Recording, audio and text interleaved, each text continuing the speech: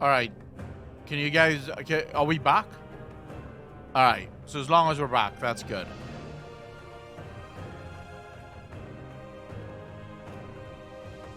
Yeah, just tell people to reload if they still can't see it.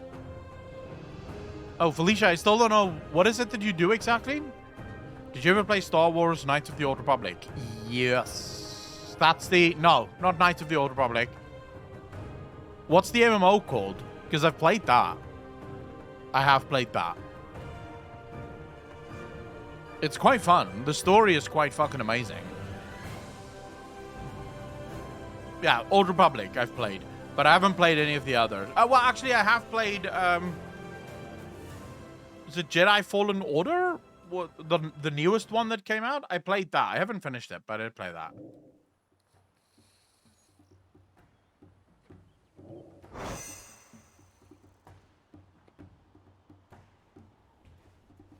Watching ended. Wrote. Tristan, what do you mean? We should be fully back now. Like, at least based on... Yeah, we should be fully back now. Just reload if you're still struggling.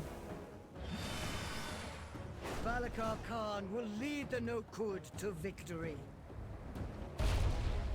Okay, let's finish these side quests, cause dude, where the fuck am I supposed to put this thing? Well, give it to her? Look at you. No. I just picked up a jar of something. What am I supposed to do with this jar?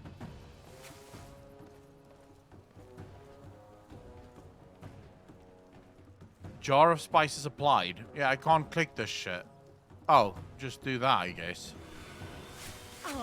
Never mind. More spice than this. Welcome back, Akulon. Do you think there's any chance we will see new Dragonflight form in this expansion? Example, something like Alexstrasza or Rathian forming a merge of the two colors?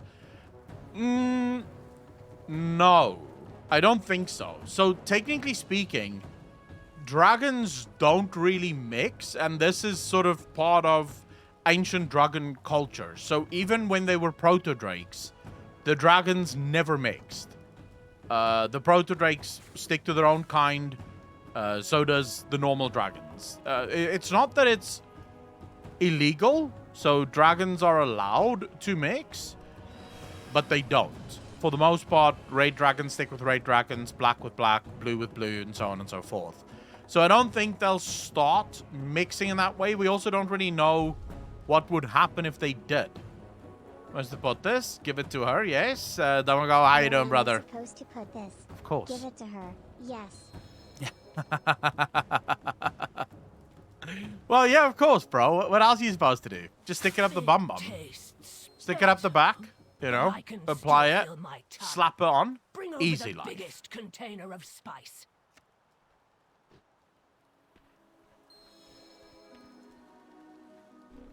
Overwhelming amounts of spice to the game meat.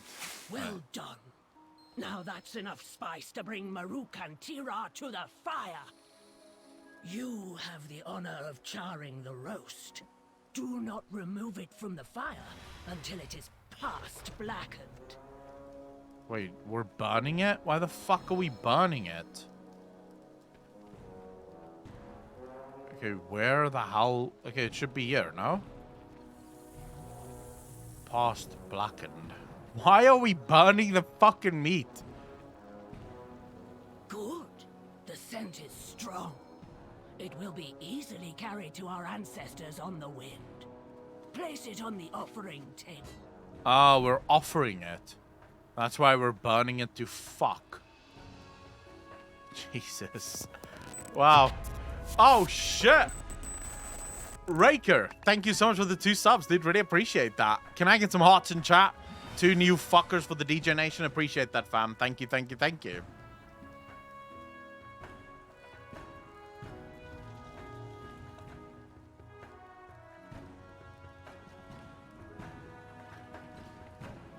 How is your health? Honoring our ancestors. Goodbye. Our ancestors risked much for our future. It is right to invite them to gather alongside us. Okay. Get some rest. Okay, we've done I have done every single side quest so far that I could find in this fucking game, bro. Except for that one. What's that? Simple excavation tools. Wait. Wait, what? I have more quests that just popped up. So what is this quest? What do you need from me? Greetings. There you. Cultural exchange. Anal Bits Train. Join us. Bro, you know it.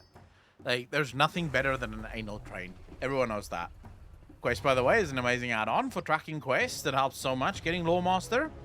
Care for the land, and it will care. I'm trying to play with as few add-ons as possible. Only the add-ons that is absolutely necessary.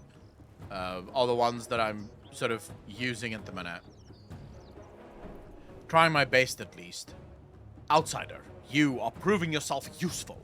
Let this warm you on cold nights. And when it does, remember that we are friends. Zung grins. I see you doing great things for our people, Akalon.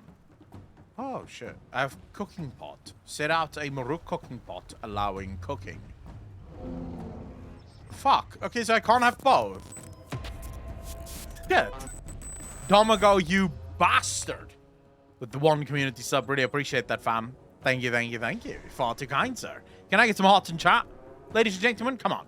Let's see some shit going. I think it's a Twitch side issue. Normally I have no issues, but it happened to me earlier as well. Not of hidden. Just yesterday found side quests. But that's the beauty of doing it without add-ons. Because you keep discovering things as you go along, which is always beautiful. I'm taking the cooking pot. Fuck yeah. Where will the wind take you?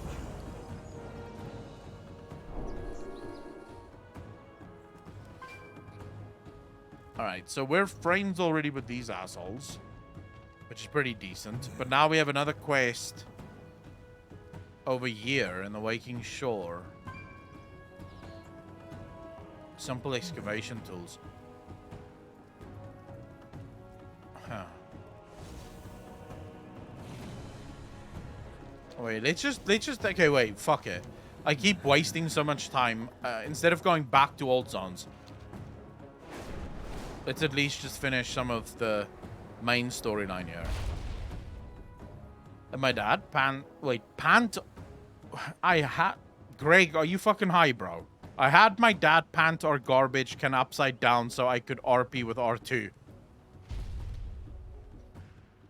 Bro, explain that fucking sentence to me, please. I'll go through the sentence again for you guys.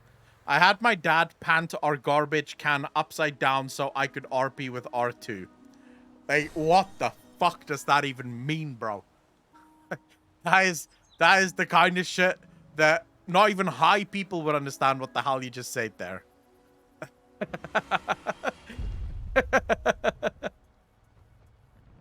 Shit. I have no idea what the fuck that meant. Then I could prefer brute strength and power over all else.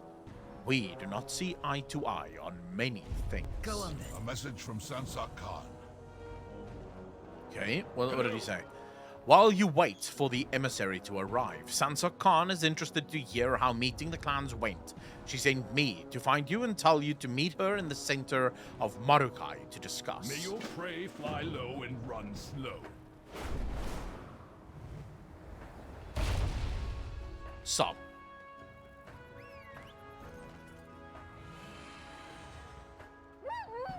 Some things are not meant for mortals to understand.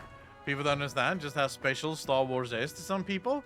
No, but Greg, what you don't understand is the words you said physically did not make sense to anyone. I love Star Wars. And the R2 thing kind of makes sense. R2-D2. Okay, but everything else makes no sense to anyone. That's in the, are you sure you want to read this? Citrus rating? Oh, he got his dad to put the trash can over him so he could RP R2-D2. Ah, thank you for translating, Jumbo. That would have taken... Dude, if you gave me a million guesses, I would not have guessed that. Like, if you can fucking... Oh, my God. Yeah, there was no way that I would ever reach that conclusion on my own. Just zero. Okay, I am ready. While there are many clans among the plains, the 4 you have formerly met hold the most power. It is vital to your peaceful stay in our lands that you know their specialities. It is time to test what you have learned. Do you feel prepared? I don't think I remember this. I'm ready. Which clan upholds our ancestors' traditions and guides the Muruk according to their ways? What? I don't fucking know. Dude, if I did all of this back to back, I probably would have remembered, but I took like hours of detour. The Queen of Creepers. How you doing? We'll see about that though. You're in the creepiest channel right now, so if you can be the queen of this channel, good luck to you. You made me laugh, genuinely. Hey, bro, that's what I'm here for. Domago, holy shit, another 2 community subs. Really appreciate that, fam. Thank you, thank you, thank you. Hearts in chat, ladies and gentlemen. All right, chat, I need some help. Who the fuck is the clan that upholds the ancestors and shit?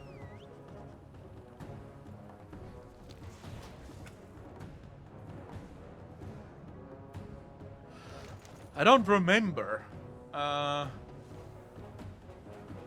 It's the Terai. Oh, that's correct. Okay. Creepers is the Minecraft Creepers. I don't play Minecraft, so I have no idea, but thanks for the first time chat. Really appreciate that. No, I would flip the can over and RP as Luke and talk to the can like it was R2. Ah. Okay. Which clan is made up of Centaur from across the plains who have honed a special connection to our god, Honora? Oh shit, I know exactly where they are as well, but I can't fucking remember. Nokud is the bad one. It could be Onir? Okay, great. Which clan is the newest to rise to power and maintains the largest standing military force? Pretty sure they're Nokud. Yeah, okay. Which clan specializes in honing their skills and hunting game across the plains? That will be the Shakar. Easy. All right, I fucking did it, boys. Until I got it right. No, I kind of remember, like as she was going through it, I remember where most of these clans were when I was doing their quests, but their names, fuck. A Sunset clan. Okay, while there are many clans of various sizes throughout the plains, Shikar, Terai, Onir, and Nokud hold the most power. That's good to know. There should really be an in-game lore menu that goes over stuff like this. Yeah, like a journal. There's already a journal. They should just add a lore tab so that whenever you go into a zone, you can literally open the lore tab and it gives you a kind of breakdown of everything that has happened there. Kids now are bitches? How so? Like, what makes them bitches?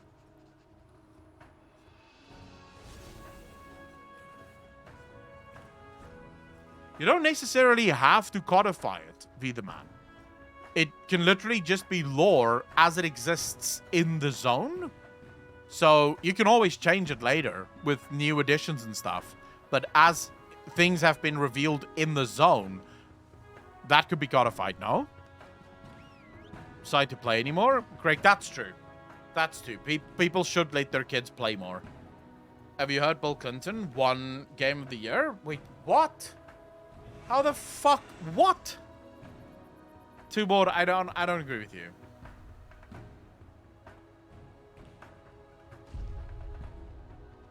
I don't know. I'm not saying that it should just be there. I'm saying that it should update. So as you do more and more quests, you have more entries being filled up. And then, yes, have like hidden scrolls and hidden tomes and books. Like the in-game books. Whenever you read an in-game book, it is then also added to the lore page for that zone where the book was found. So you can go back and read through all of the things that you have literally with one click. It's all collected there. So that could become another like thing that people... I think haste and mastery would be my main. I think so. I might be wrong though, but fuck it. We'll just do that. Make way! The emissary from the green Dragonflight has arrived! Alright, here we go. It is my honor to represent my flight. It has been many years since our people connected. Give me stuff. Something to do while you're waiting in queue? Aid from your Dude, something to do while I you're just request enjoying you let yourself. you know I am prepared. Has power problems or must go internet join the problems convent throughout the tribe. day, I recommend from what you I've take heard in the this past. opportunity to speak with the emissary. You are both strangers. Wait, is the stream down again, Craig?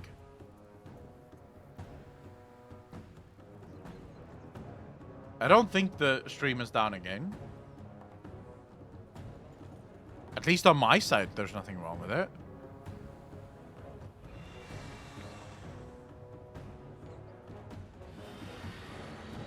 No.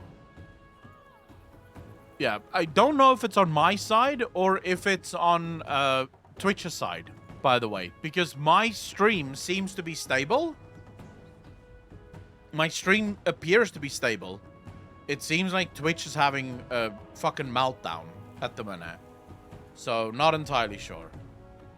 But yes, Greg, South Africa does have electricity problems, but my power isn't gonna go out until 4 o'clock this afternoon, which is in 4 hours from now. So we still have at least 4 hours.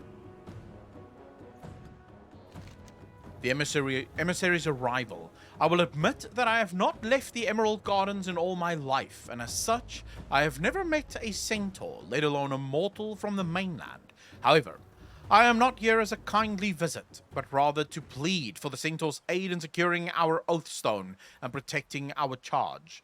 I am glad to see you are here to help as well. There is much to discuss. Well, let's get discussing. It is a new age for the Dragon Isles Acheron. What is the charge of the Green Dragonflight? The Green Dragonflight is charged with the protection of nature, and most importantly, the Emerald Dream. It is a beautiful, spiritual, ever-shifting realm of natural wonder, a mirror of Azeroth, as it may have one day been, or may still become. It is a world of healing, though it has experienced many of its own nightmares. What is going on in the Emerald Gardens? Do you know of the Primalists? They have been launching attack after attack into our gardens since the Green Dragons returned. While the dragons are mighty, the flight has lost much over the years, and skirmishes have ended this in stalemate. Marithra hopes that the Centaur can help us turn the tide. I want to ask about something else. What is the relationship between the Green Dragonflight and the Maruk Centaur? Over 10,000 years ago, the Centaur came to the Dragon Isles, looking for a place to call home. They laid claim to the vast open plains near our gardens. At the beginning, Centaur and Dragon were foes, hunting each other and fighting over territory. The Centaur's first matriarch, Tira, and Marithra herself were the first to fight alongside each other. They proved the strength of Centaur and Dragon together, that it would be only beneficial to their people to lay down arms against each other. They made a pact of respect to stay out of each other's way, but to provide aid to each other when their livelihoods were threatened. Though it has been generations for the Centaur, Marithra hopes that the pact may still stand. I want to ask about something else. I'm a bit confused as to why servants of the Titans are the keepers of the Emerald Dream. Well, the Titans claim, and this is a claim by the Titans, we would not know whether this is true, but the Titans claim that it was Aenar with the help of Elune that made the Emerald Dream, or ordered it, depending on how you read the Titans' words. So it would make sense, I guess, that they would have their own servants guard it, as it were. For like 3 years, and he still calls me Greg Does Stuff. Yeah, but that's what your name is. Like, I always use the full name, bro. You should know that by now. Hot take, I prefer Titans when they were absent deities.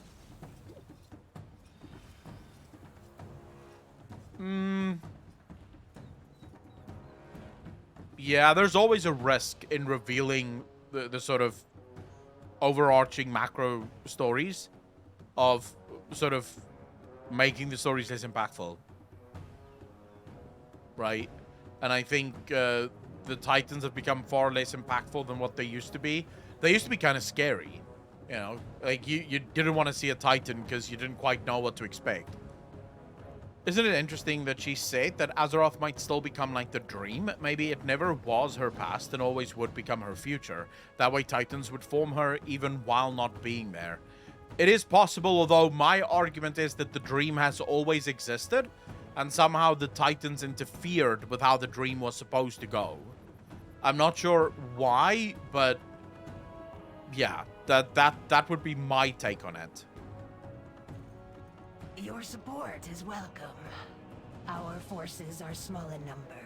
There are few defenders among us, but we are gardeners, not fighters. That's never helpful. Within our gardens stands a portal to the Emerald Dream. We cannot empower our Oathstone without forces to defend our charge from Primalist attacks. Yeah, I can help. Marithra hopes that the Kanamatra upholds her ancestors' pact to aid us in this time of need. Dude, okay, they need to work on this timing. What is Akalon's Emerald Dream? Sleeping with Valithria? Valithria? I'm like, oh no. I mean, if I were to have a dream, it would be in-game. To fuck Sylvanas, bro. That would be the dream. I'm not linking the Drossi link again. Killer God, bro, thanks for the follow. Really appreciate that. Welcome to the channel. Thank you, thank you, thank you. Was there a comment about everything Emerald dying if Ysera wasn't saved in that SL Winter Queen cutscene? I didn't even think about that. But that is an interesting question. The Kanamatra. I cannot linger in Saint-Tor lands. I must return to the gardens as soon as I am able. The Kanamatra has agreed to hear our plea for aid. She awaits my arrival at the top of the Grutal, the central building of Murakai. Though I must speak with her on my own at first, you are more than welcome to join us. Yeah. I'll come. I must speak with the Kanamatra. I implore you to join us. Haha, I can fly, green dragon bitch. Can you fly? No. You cannot. Oh.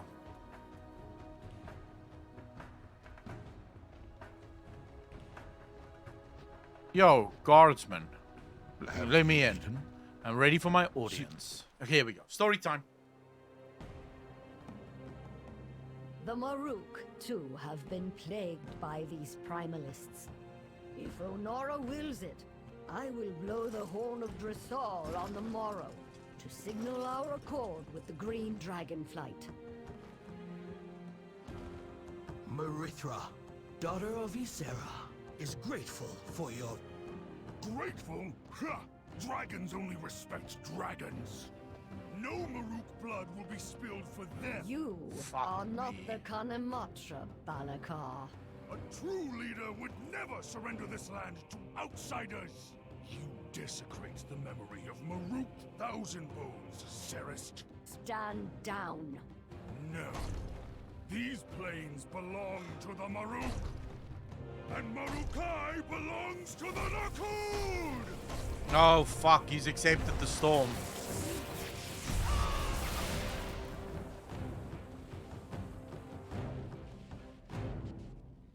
Oh my god, what a twist! It's chaos, boys! The war is starting. That traitorous fool! Carter spits on the ground. May your family Balakar disgraces his clan. He leads them into the storm blinded by his lust for power. Their betrayal reveals their fragility. Cut them down. Farewell. You pathetic excuses for Centaur are beneath me. But here, take care of these weaklings. Wait, I first have to do a quest. Where's the fucking quest? No, you're fucking fighting my quest. I will kill you both and then I'll pick up the quest. Kinky Greg, fucking kinky boy.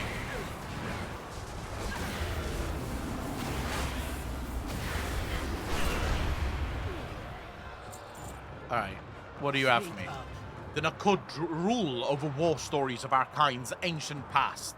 In truth, they are weak, play-acting children, and with one strike of lightning, they have severed their connection to Unara. Well, if they will walk the path of corruption to seek war, then we will indulge them. Of course, Bahir was left in command to cover his escape. Her blood will soon stain the ground. I am not your keeper. Right, come on, boys. Already have big deck, I'll keep my points. How sure are you have a big deck, though, Domago? People who have big decks generally don't tell people that they have big decks because they don't have to. So it might be that you have tiny penis, like really, really tiny, just a little bit larger than micro penis.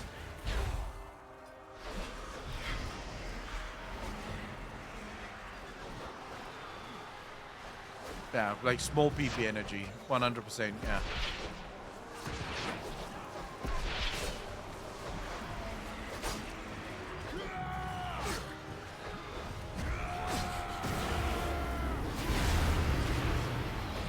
Feel your pain? Holy shit. Just like that, someone else admits they have small PP too? Fuck. That's rough, bro.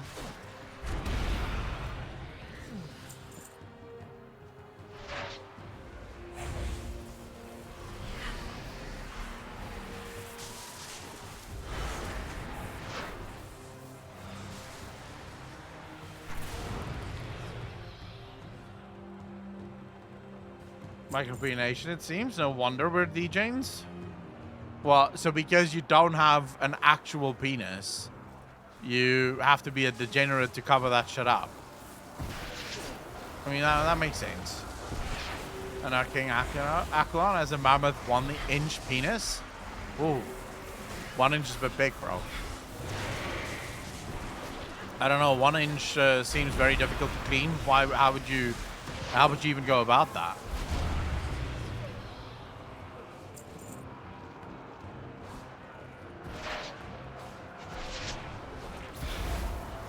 My fault, I get out of bad roll. Jesus. Just like that. Just like fucking that.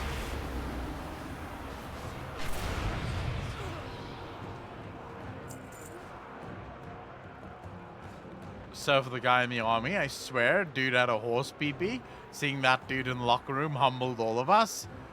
I had a friend in high school. Same thing. Like legit. Same exact thing. On whenever we went on like rugby tours and stuff. But yeah, I may as well just fucking finish this. Whenever we went on rugby tours, and you know, you go in the shower after a game. It was fucking wild, bro. Like that guy, just fuck. It was probably the biggest penis you'd ever seen in your life. What am I supposed to guard by here? Okay, here we go. Namalas, how you doing? Sokis, how you doing? Gaan goed en jij?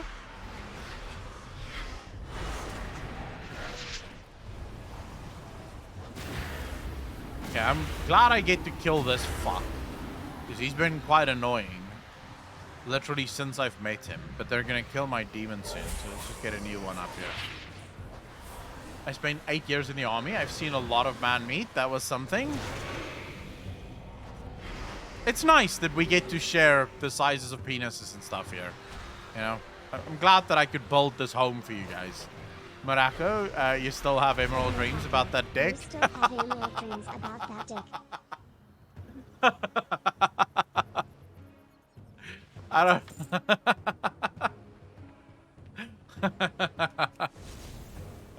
emerald dreams, you say? Yeah, proper, bro. So why wouldn't you? You started it. I was talking about Star Wars a second ago. Like, more than a second ago.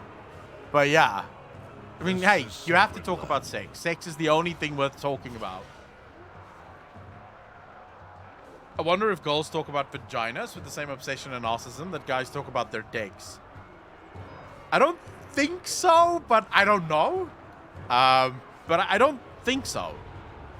For a lot of guys, not that I think that's a good way to live your life, and I definitely don't think you should be like that, but I think for a lot of guys, a lot of what they believe make them a man lies in the size of their dick.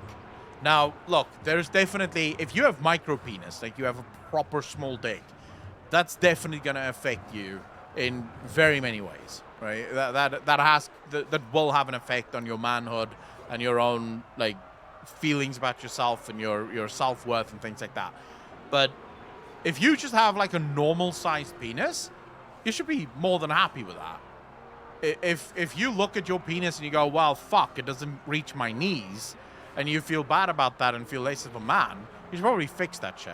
I don't know if women have the same feeling when it comes to their vajayjays. I don't think they look at their vaginas and go, well, I'm not a woman because it's too small, too tight, or too loose or some shit. I don't know. Mr. Free Candy, thanks for doing sub, dude. Really appreciate that.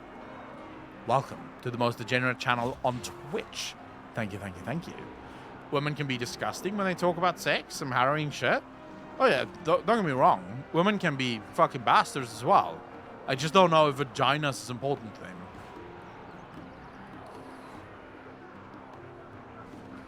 Greg, I would say there's definitely such a thing as too fucking tight. Think with women, it's to do with their tits.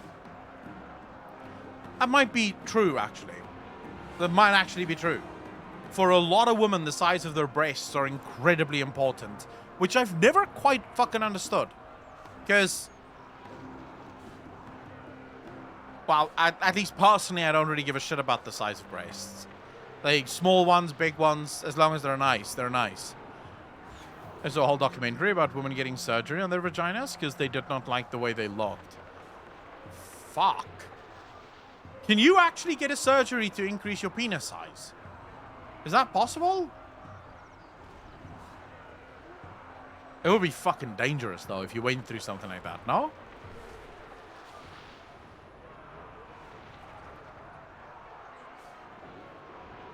But only a little. Oh, yeah, they have that operation thing where you take this skin, like, from where the penis goes out, you take the skin and you actually pull it back. So then the penis can gain, like, say, a couple of centimeters. But then, isn't it a problem? Like, apparently there's a problem then of getting hard or some shit. Like, it won't go up anymore. Some shit like that. What roads have you tried? If there's any goals in the chat, I do apologize for where we've gone with this. But, yeah, what are you going to do? They can pull out their muscles, actually. But there is a problem with nerve damage. It's just a deformed view of what is normal through the advent of porn and whatnot. Truth. Very fucking true. Like, porn have given guys this weird fucking warped view that you need a horse's cock in order to, like, please a woman. The path they've chosen is now stained with blood. Scout Tamal tried to warn us this might happen. She may have further suspicions. Care for the land, it will care for... Balakar was an easy target for Koroleth's corrupting influence. The storm has arrived. The fatter you are, the more fat covers your actual dick size due to the fat in your pubic area. I have a pretty decent cock, bro. I'm pretty happy. I've never had complaints, nor have I ever complained about it, so I'm pretty happy. Which is dumb, because you can be too big and it's just painful. Yeah, I don't know exactly what the size is there, but there's something about... like, the actual inside of a girl's vagina is something like... is it 4 inches or 5 inches or something like that? It might actually be smaller than that. So if you're any larger than that, you could actually just cause physical pain. So you wouldn't be able to go all the way in anyways, because you would actually just cause a lot of pain for her. I'm not entirely sure what the exact thing is, and I know it differs from woman to woman, but it's an average, right? So on average, if you take all women in the world, that's the average. If you're under 9 inches, you cannot pleasure women. Oh, shit. Sebi coming in here with the hardcore facts, boys. It is while they're not aroused, but the wall moves back. Vast majority of nerve endings in first 3 inches, though. Jesus. It's nice that we get to discuss this as boys. Kladnokud's army is taking Morokai. Let us discuss our next moves in the Khan chambers. We must keep Maruk safe. Follow the wind. Clan Nokud has made their choice. Yeah, They I mean, betrayed the Abaddon Maruk has... for power. You can see that the size of his The dick has been a storm problem for him for a crests the while. horizon. Like, this man has It done the grows research. My promise to the emissary stands. It seems the Maruk and the dragons need each other once again. Khans, ready your clans for war. Outsider. You That is a must mouthful. be the dragon seeker Sansok Khan told me about. If you aim to help the dragons, you can help us.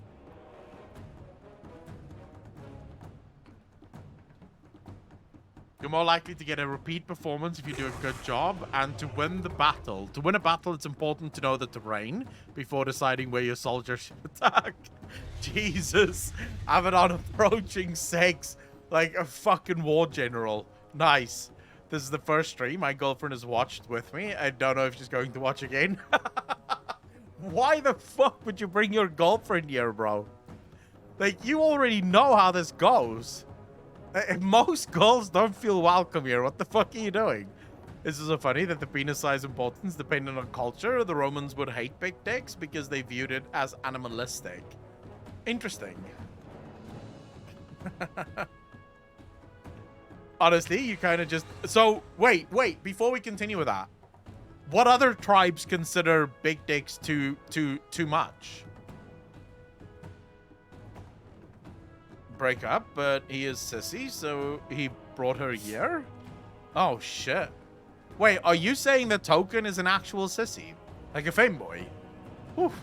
You've just called Token out? Like, Jesus. That's a bit rough, bro. Right here in the open, just like that?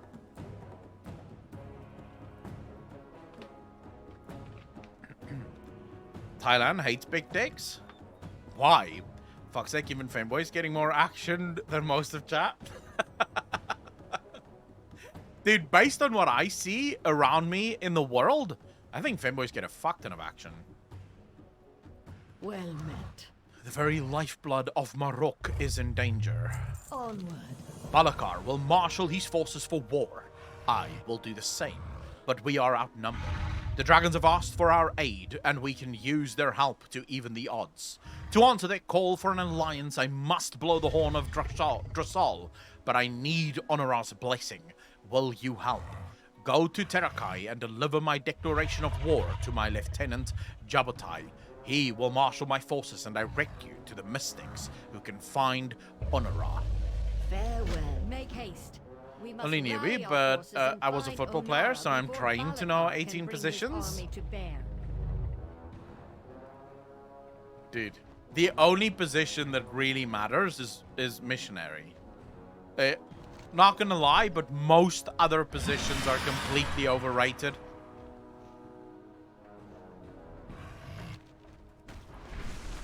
I'm not saying that you don't get, like... There's a couple that's alright, but fucking missionary is the best. No, fuck that.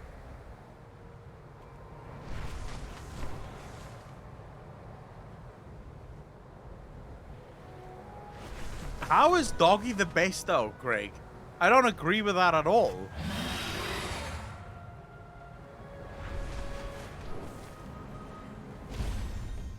Oh shit, more quests? More areas? Fucking hell, these maps are huge, bro. Yo.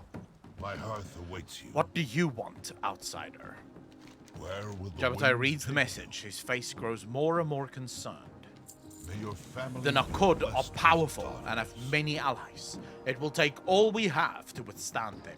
Akalon, you have the Kanam Matras Trust. Our orders were to rally our friends and prepare our people. I need your help. Seek Hoshin to mobilize the remaining Kunsguard. Alert Scout Kaniog to possible to possible Nakor incursions. Inform Agura to expect wounded, and tell Genzai to prepare our provisions. As for the Mystics, I believe they left recently. I will see if any remain in Terakai. Seems the Maruk have not seen such a massive conflict for generations. This war will spread across the entire plains. You've clearly never tried the Mexican lawnmower? How the fuck does the Mexican lawnmower go? 69? It's like doing work on vacation. Dude, I think 69 is pretty good, actually. They spear after? Oh, crap. That's not good. Doggy hurts. Hate it. Wait, how does it hurt, Pyromaniac? You mean, like, who does it hurt?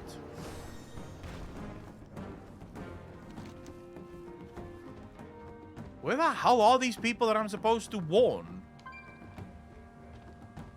Oh, I have to do it one after the other. It hurts you. I've never been on the receiving end of that, so I'm pretty sure I'm fine. But I can see that, I guess.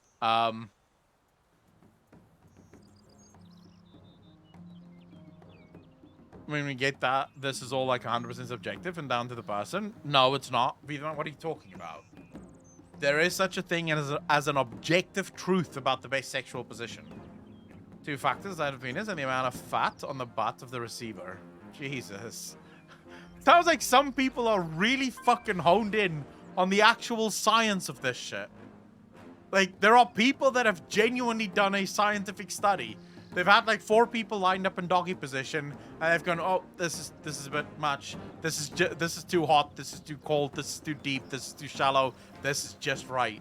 That's the amount of fat and the size of the penis. That's what makes it good. Jed might make me a lesbian. Brennan, welcome. I wish I could apologize, but I'm not gonna. Haven't seen your kind before. How can I help you? Clan Nakot has declared war. Jabbatai asks that you provide provisions. May your journey end in victory. Heat wave? There's a heat wave at the minute, Abaddon? Well, to be fair, it's quite hot here as well.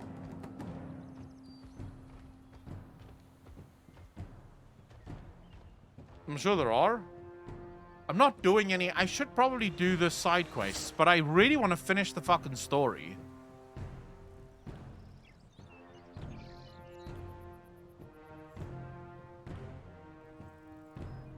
Ooh, that's not bad. Wrath of Consumption. Malefic Affliction. Malefic Rupture causes your active unstable affliction to deal 8% additional damage up to 24% for the rest of its duration. Oh, wow. Shadow Bolt has a 30% chance, 20% chance to make your next Malefic Rupture cost no soul shards and cost instantly. Okay, I should probably take that, and then let's take that as well. And then we have to spend 2 more points on this side as well. Fuck. Falcony, Soul Leech also heals you. I don't use Soul Leech often, so...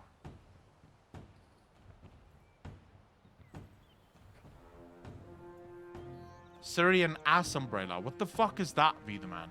Dude, I absolutely don't do no butt stuff. Some bitch almost what? Greg, are you for real? Did I ever tell you about the guy we nicknamed Poop Shoot at school? Abaddon, no, you have not. Is it a story that I actually want to hear?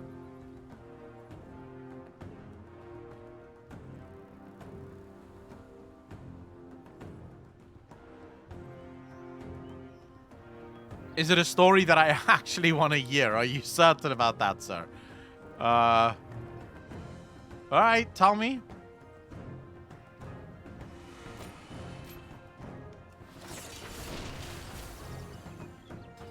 Let's hear it. Looking for a mighty hunter to take down a rampaging beast. A thunder lizard named Maranar. The Thunderous worked his way from Thunderspine Thicket to Primordial Vale, disrupting local wildlife. It has electrified water, knocked down trees, and broken duck nests. This menace must be stopped. Slay him and bring one of his plates to Guns God Jabbatai as proof. May Onara guide you. This is premiere chat right here, boys. Loads of good clips. Yeah, is anyone actually clipping, though? Angry Scott's dad, why is it not going to go well? Cesius, no. What is the Kansas City Shuffle? Please inform us. Enlighten us.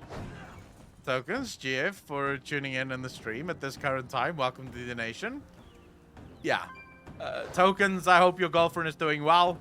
All we can do... Well, we would apologize, but I don't think anyone really wants to.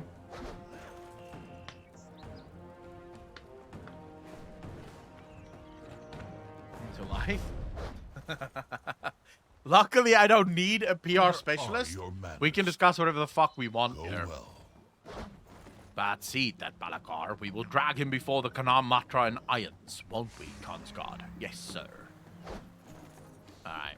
They seem to be angry enough for me.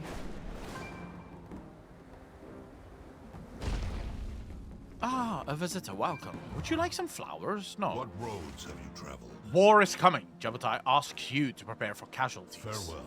What terrible news! Why must our beautiful plains be soaked in blood? This is the way of the world. She said only if you put a towel up your ass. He resisted at first, but was horny, so eventually said yes. While he was... Wait, I'm assuming I missed one of your messages. He was dating the hottest girl in our year, but she was a massive bitch. One day he went around hers when her parents were out, and she asked if he wanted to have sex. He said yes, of course. She said only if you put a towel up your ass. He resisted at first, but was horny, so eventually said yes. While he was pumping away, just as he was about to come, she pulled it out, and because of the way the muscles tense and others relax, it apparently makes you shit yourself. She smugly looked at him and told him to clear it up, to which he said, you know what? No, go fuck yourself. You're dumped. Apparently, the look on her face was priceless as he walked out. Dude.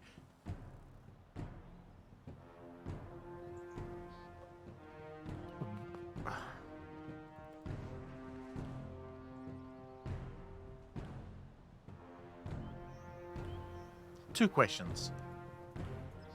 Question number one. What the fuck is wrong with that girl? Question number two. Why in the world would this guy tell you this?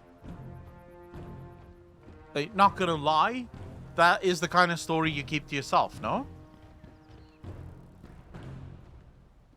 This is sacred land. Clan Nakar has declared war on all Marok. Farewell. Nakor, those violent upstarts are ambushing my scouts? Well then, our spears will greet them at dawn. Wait, we have a quest here to do. Let's go do that.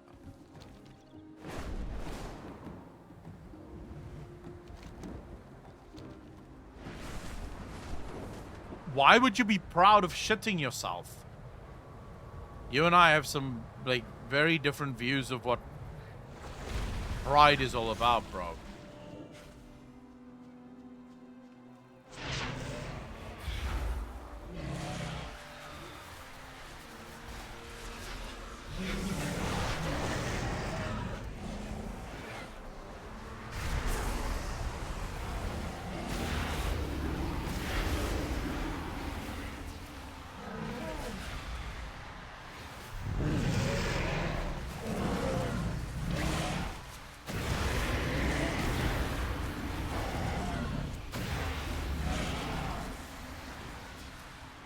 Yeah, well, I mean, this is the question, no? Like, why would pride be anywhere near when you've just shot yourself? And, to make matters worse, you've shoved a towel up your ass. Domago, take care of yourself. Thanks so much for hanging out. Really appreciate it. Finish reading the story. I ran out of characters. There was also a guy called... I'll check that now. Hold up. Yeah, Automod does its thing. I can only apologize.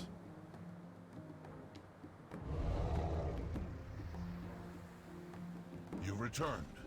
Have you relayed my orders? Okay, wait, Abaddon. I'm going up. Okay. But he told us thinking we'd be proud, but got the name Poop and Shoot, which then shortened to Poop Shoot. How did he feel about that? That is the most terrible story I've ever heard. Maybe you and me both, brother. You and me fucking both. There was also a guy called Pringle because when he lost his virginity, he was enjoying himself so much that after he came, he kept pumping away. So he was called Pringle because once he popped, he couldn't stop. Wait, how the fuck? Dude, what? Like, once you come, how can you keep going? Like, most guys, if not all guys, once you've came, that's it. At least for the next hour, it's like, yeah, GG, fuck off. I don't care about this. To be honest, I like DF, and I'm going to play 3 MMOs now. Isan, how you doing, brother? Which 3 is that? Here's your thunderous lizard shit. See you soon. I did not wish to cause a panic, but the people must be ready. Clan Akkad is not known for mercy. Getting this early is a real game changer. Would highly recommend. Crow Digger, how you doing, brother? Thanks for the first time chat. Really appreciate that. Welcome to the channel. Nurzad, how you doing? Little hello from France. I love the video and theories. Thank you very much for joining us. Very happy to have you here. It is a power play on her part, to be honest, that backfired massively. Yeah, the dude shat her bed. Of course it backfired. Like, what the fuck? But also, how did you... Like, I'm gonna fucking hate asking this. How do you get a towel shoved up your ass? How is that even possible? Towels are notoriously limp and flaccid. So, what, was it an inch by inch kind of thing? Like, just finger by finger? Like, just the, what the fuck? But by Ben, I would imagine he never went into the exact mechanics. Dude, that is some... that is some commitment to wanting to have sex, bro. Also, if a girl asks you to jump through that many hoops in order to actually have sex, she's not worth it. I don't care what she looks like. She could look like Alizé, and she would not be worth it. And Alizé is probably the girl with the best ass I've ever seen in my entire life. Like, hands down. I don't know what she looks like these days, but back when she was... I think she was like on Idols for France or some shit. Dude, that girl, absolutely gorgeous. And yeah, not even for her. They're like all having the towel yanked out. Yeah, it's quite rough, isn't it? If she looks like Alizé, you're going straight to fucking jail, mate. Dude, yes, but also no. Alizé was hot as fuck, and no guy can deny that. Plus, when I saw Alizé for the first time, I'm pretty sure I was still a minor too, so it was okay. Namalis, thanks for the follow. Really appreciate that. Welcome to the channel. Thank you, thank you, thank you. Be honest, boys. I actually have the best ass. Greg, how would we know? 1 million for Alizé to shove towel? No. Just fucking know. But there you go. Check out Abaddon's video if you want to know. Like, that's Alizé, bro. Rune Chaos, click on Abaddon's video. Just do yourself a favor. Click on that video. You'll know why Alizé is like, just fuck me. I don't know about her music. I couldn't give 2 fucks about her music. Hey, what you made for Dragonflight? Always Warlock, brother. Always Warlock. The Mystics were called away to Ridgewater Retreat a few days ago, but one Mystic remains. His name is Boku. He can be found on top of the hill at the Honoran Shrine. He's just an initiate, but he should be able to commune with Honora and acquire her blessing. With Honora on our side, we might be able to win this war before it starts. Farewell. I should warn you. Boku has a bit of a self-confidence problem. Rest assured, he's an excellent mystic. I think. Real? I have no idea. No, not Alphino's twin, no. Alizé. The French pop artist. Wasn't she like a one-hit wonder? I don't think she ever did anything after that. She went the way of pretty much every single other idol, right? Had like one good song and then just disappeared. not really my type, but not just because she's French. Runecares, alright, what's your type, bro? What could possibly be wrong with that fucking angel? Please explain. Like, what could you possibly have against her? She did a few, but never took off outside of France. Anne Hathaway in the Catwoman's outfit had the best ass. I don't know, Anne Hathaway isn't that hot. She's not bad, but she's not that hot. Perhaps, yes, I'm not French. I was just being friendly. But I know my French friend thinks she married some French director and started having kids or something. She had a few others, like Moi Lolita is another big song of Alizé's. What does Moi Lolita mean? Oh shit, there's a bird here. Achelon Clan Shikar invites you to the Grand Hunt. Meet with trainer Frodon in the Honoran's Plains. Okay. Your name is Who are you? whispered on the wind. Did Onara send you? Follow your War? heart. Dragons? You need me to contact Honora? I can't hear Honora at all. I'm just an initiate, and it seems like Honora has withdrawn her blessings from me.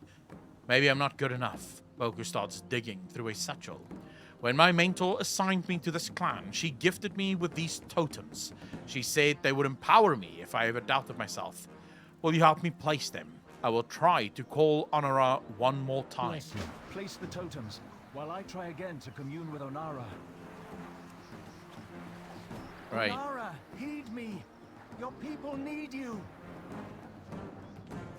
You could have just done that without the Have fucking I totems. offended you, Wind Mother?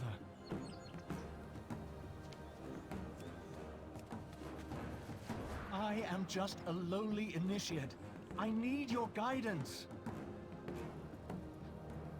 Avalon, wait, you like Mila Kunis? I hear nothing.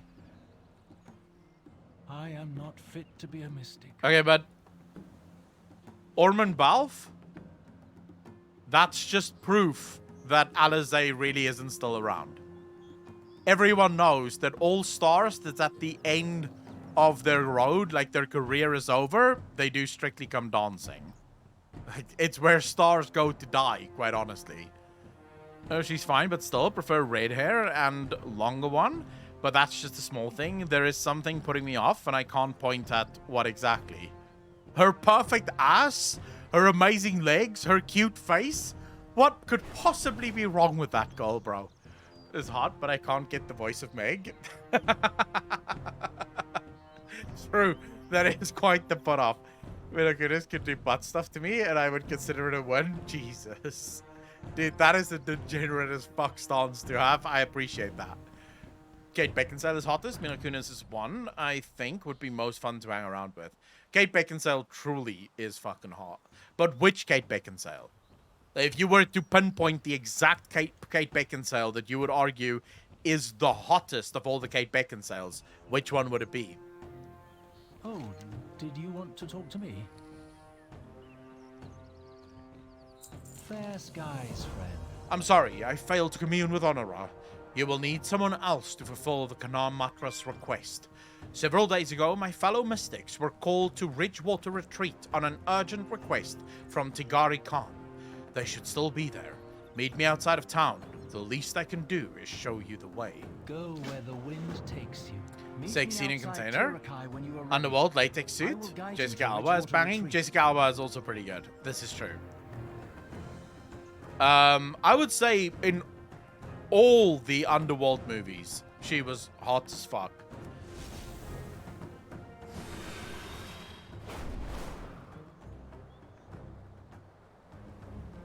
She was just absolutely amazing. Dolly Parton was a bit before my time, so I don't think so. Oh shit, okay, he's been taken.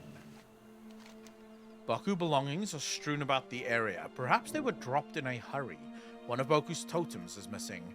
There are more hoofprints nearby. It looks like Boku fled and was pursued by several other centaur.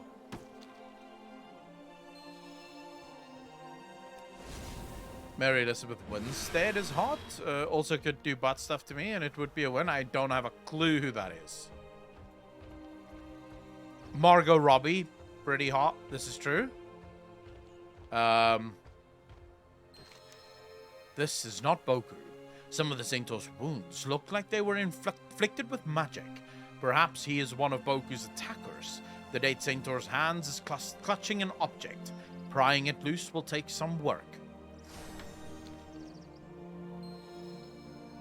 I'm checking now. Hold up. Fuck. Hold up. I can't chat. I can't. I need to do this first before we can,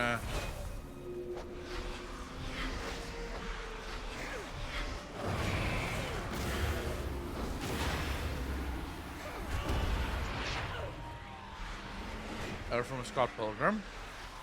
I'll see now, but I'll show you guys who is just absolutely, like, phenomenal as well.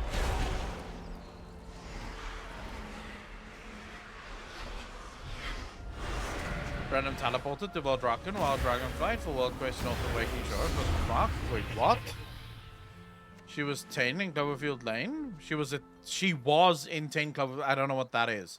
But hold up, let me see.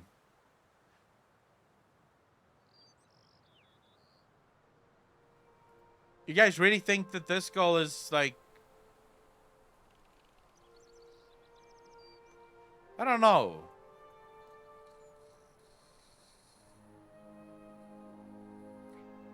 I mean, she's not ugly. But I don't think she's that great, to be fair. She's not ugly, don't get me wrong, but she's not that great. I mean, if I were to... What's her name again? I can't remember her fucking name. Oh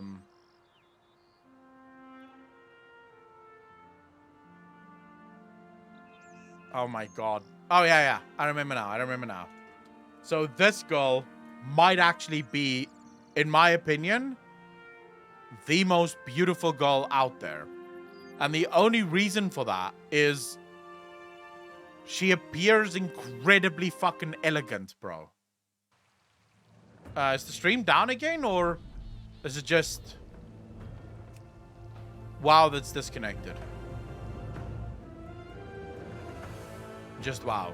Alright, cool. I'll show you guys quickly. Blake Lively, bro. Like, Blake Lively might be... I don't know why, but she's got an elegance to her that's just absolutely fucking out of this world, bro.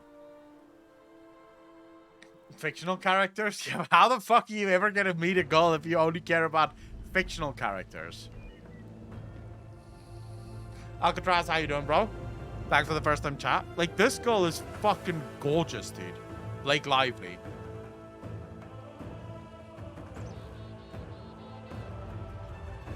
Yep.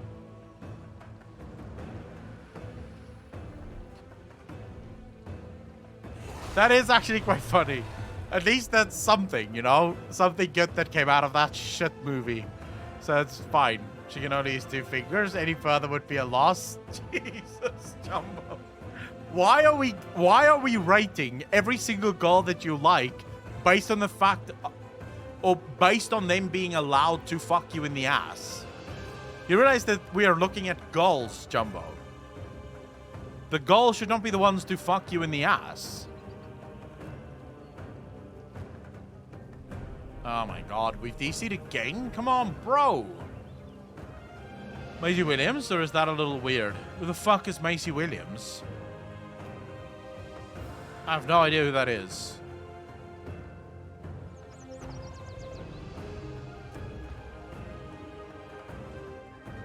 Sarah Michelle Gellar in True Intentions, yes.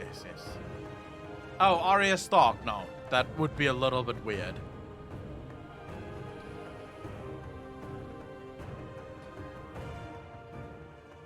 She's way too young, bro. She's way too young. You can't look at her. That would just be... No. That would just be too weird.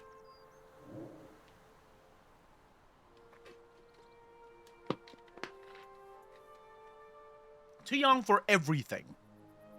Too young for fucking everything. I don't know how old she is now, but we're not going to talk about her. Because she reminds me of a fucking child still. Am I going the right way? No, I'm not. Where the fuck am I going? I am supposed to be And here. so, Okay. the storm begins. Wait, am I What supposed to? can we do? Alright. Calm heart. Akalon, you're clear alright. vision. Thank Onara. These are my totems. Fair skies. I friend. barely escaped that ambush with my life. I'm afraid my fellow mystics weren't so lucky. Bless you. We must delay the Nokud as long as possible to buy time for the Kanamatra's plan. She's 25? Bro. Fuck. How, though? Like, Game of Thrones wasn't that long ago. How old was she when she first played in Game of Thrones? It is you. What a delight. Are blessed by the Wind Mother. We call them children of Unara. When a mystic passes on, if they are worthy, a child of Unara soars down from the heavens. The Ohunu takes the mystic's spirit to Windsong Rise, where they may become one with the wind and sky. A child of Unara is normally a rare sight, but today... Toting Always totals. know the direction. Boku asked why I sent a message calling all mystics to reach Water Retreat. I sent no such message. Balakar purposefully drew my mystics into a trap to cripple Clan Onir. But there may be a second reason. The Nakud are gathering mystic totems, as many as they can find. These totems are blessed by Onara. The Nakud motifs in this are unclear, but we cannot allow them to take Onara's gifts. Recover as many totems as you can. We are depending on you. Not the pie boy with the blacksmith boy.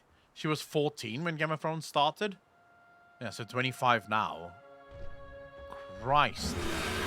11 years ago?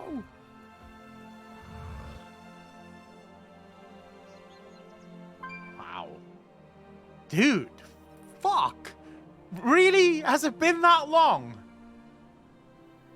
It feels like just the other day, though. Fucking hell. Holy shit. Dude, it feels like it was just the other day. Like, I remember being excited for Game of Thrones to start. Wow. Allow the Okay. wind to Never bend fucking you. mind then, I Do not guess. break.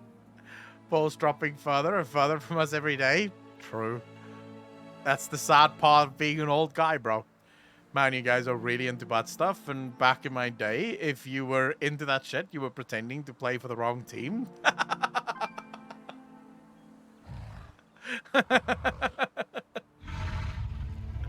I think there's like a large movement now of people that I think there's people are more into the idea of it than actually being into it, in all fairness. According to reports, the Nakud were accompanied by an outsider wielding never-before-seen magic. This outsider tore through our ranks like a tempest. If the Nakud have allies who can wreak this much havoc, we must find out as much as we can about them. I have sent my Ohuna, Alton, to find this outsider. She has not flown back, and I am concerned. Akalon, can you search for clues about this outsider and see what has become of Alton? Go now. My Khan, I have failed as a mystic. Hang on a minute, I have a really I bad cannot suspicion here. commune with Suspicion of Onara, what? And the Kanamatra needs her help. We cannot hear the Wind Mother song either. The Chat storm should has be cast a 18 cloud plus, over Abaddon? It is not your fault, Boku.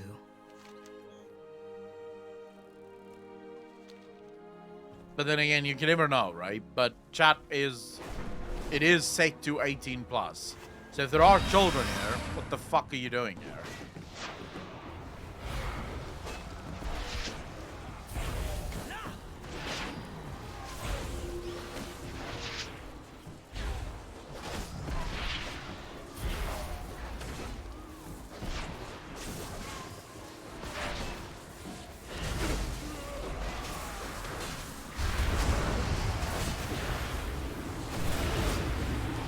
Yeah, but Cruel Intentions, dude. Cruel Intentions was really the first, I would say, porn movie for most people my age.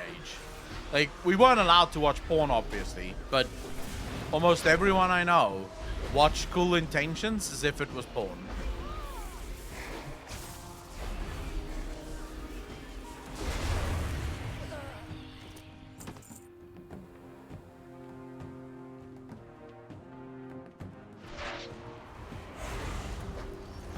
For you, it's Cruel Intentions. For my generation, it's American Pie.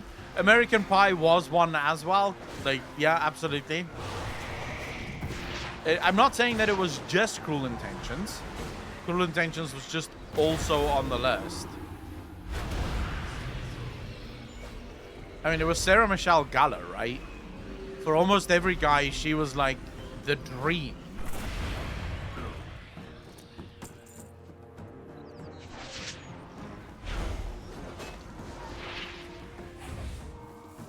Since until like 4 years ago? Really, Metal Fan? That? Oh my god.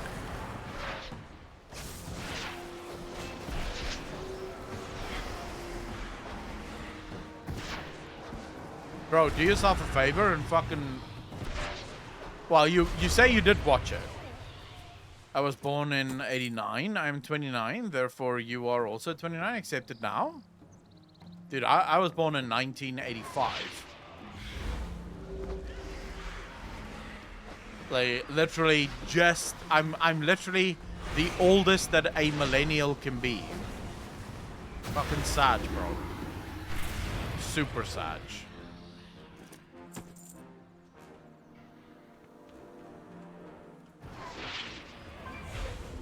Abaddon, like I said, 1985. Going Jetson here. When were you born, Greg? Morny, how you doing, bro? Yeah, we'll start in a minute, Morny. I just want to finish a few more quests here. You're younger than me, rejoice. Abaddon, how old are you, bro? Jumbo, no. I'm 37.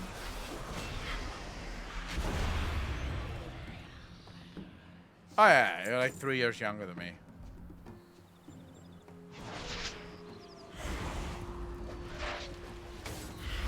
Fuck. Okay. Apparently I'm pulling everything again.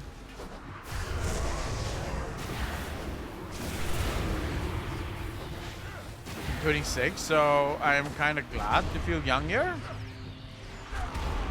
Real well, yeah, 26, you're like a little baby here. No?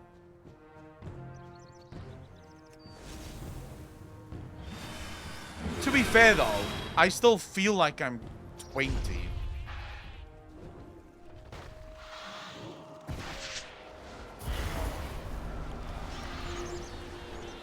I literally still live my life as if I'm 20.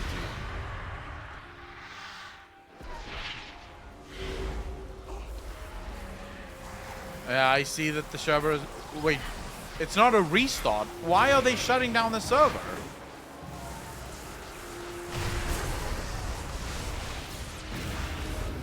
Dude, that is slightly annoying.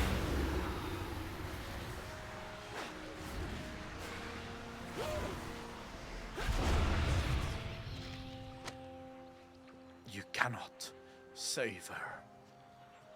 Do you see some major cities? Wopsy, how you doing? Yeah, but shutting it down? How long do you think it's going to be down for? Because usually they'll just do a restart. No? Shutting down seems a bit fucking overkill. I am unworthy of this task. Should it not fall to you? I must rally Clan O'Neill. You, Boku, must find Onara.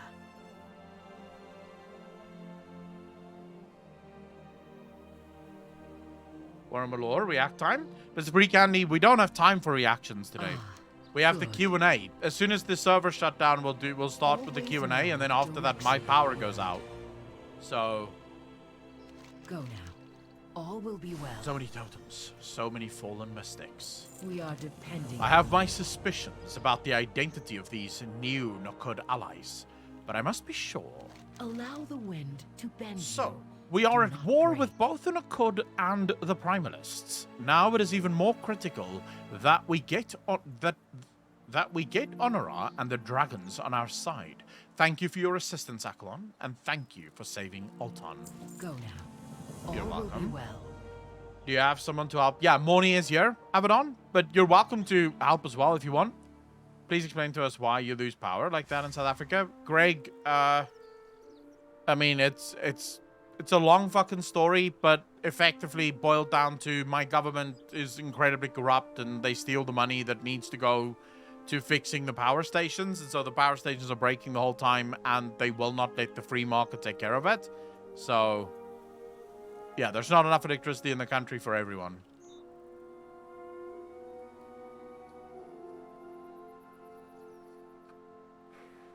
The Nakud are collecting totems. The Primalists are capturing Ohuna. And Honor is silent. Whatever the Nakud plans are, we must foil them.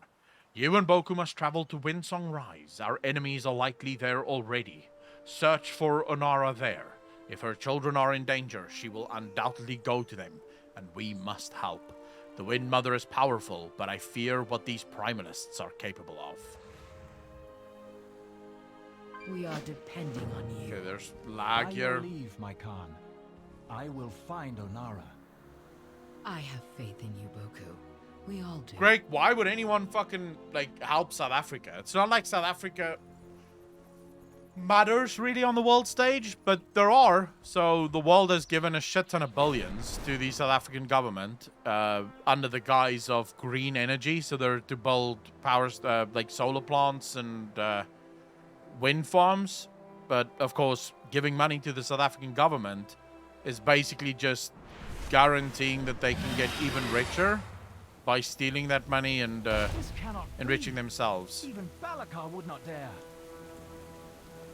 See what others cannot. Balakar and these Primalists have trampled on our most sacred beliefs. Follow your heart. Weather Go control. where the wind This takes unnatural storm is heavy with magic. By the looks of it, the Nakud are learning to manipulate the sacred essence of Windsong Rise to create storm elementals. Some have had more success than others. Boku gestures to the unfortunate Nakud initiate nearby, still smoking from lightning burns. Akalon, we can't allow them to continue. Bless you. Stay safe. We've discovered why the Nakud want mystic totems. They can be used to capture the children of Unara. Though the Nakud have stolen the totems, the Primalists are the ones behind this blasphemy. The children of Unara are sacred Ohuna, blessed by the Wind Mother herself. Please, Akalon, free any Ohuna you see, and if you come across any Primalists, Boku trails off, but his expression is one of grim determination. Go where the wind takes you. It is said that Unara infused the spear of our ancestor, Maruk, with her power. Balakar Khan must have told the Primalists about that legend. They have stolen the magic from Unara's children, polluted it with storm sorcery, and infused it into ballista bolts. Why would the Nakud need such weapons? We shouldn't wait to find out. These storm bolts are being loaded into wagons for transport. Take my totems and place one atop each wagon you come across. My wind magic will smash them to pieces. Fair skies, friend. Alright, cool. Something Anything is I at the remember top about of the those rise. where it is I about will take a race? side route. Meet me up there. Well, oh, about South Africa.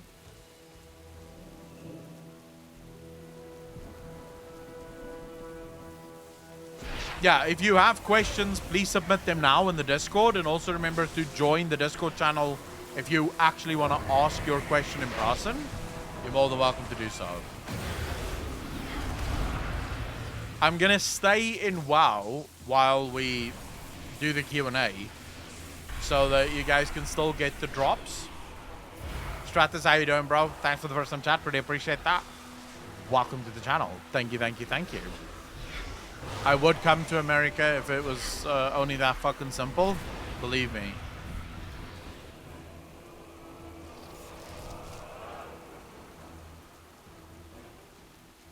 Wait, I'm supposed to... How is that not counting?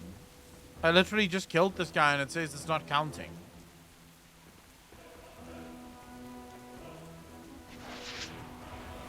Okay, never mind. We kill another. Hopefully this one will count. I have to try and sleep now. I have to work in a couple hours. Greg does stuff. Take care of yourself, brother.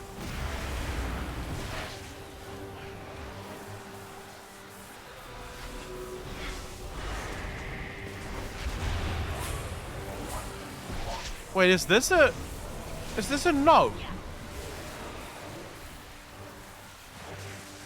No, it's a goblin. Dude, what the fuck is the goblins doing fighting with the primalists? Well, I guess it makes sense. Everyone seems to be fighting with the primalists.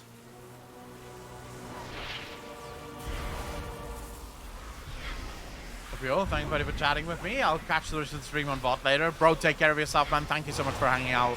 Really, pretty blasphemous, bro. How you doing, bro?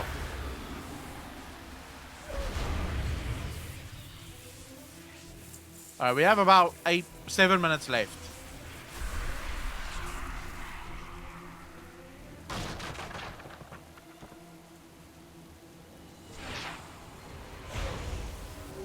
Seven minutes, boys. 7 fucking minutes.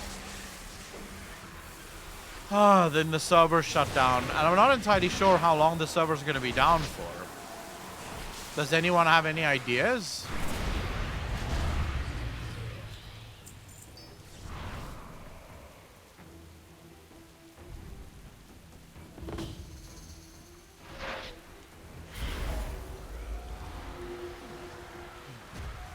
Was it a Volpera? I didn't even fucking look that closely. Is it all regions shut down? I'm not sure. Can anyone check? Is there anyone in here that's in NA at the moment? I genuinely can't answer that.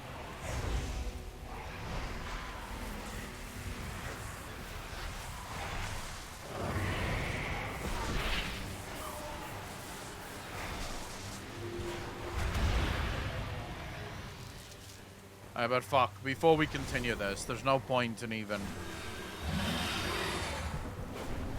Let's get out of here. Let's get to a relatively safe space, because we might be DCing soon. And I don't want to log in and be fucking hit to shit by a bunch of idiots and mobs and crap.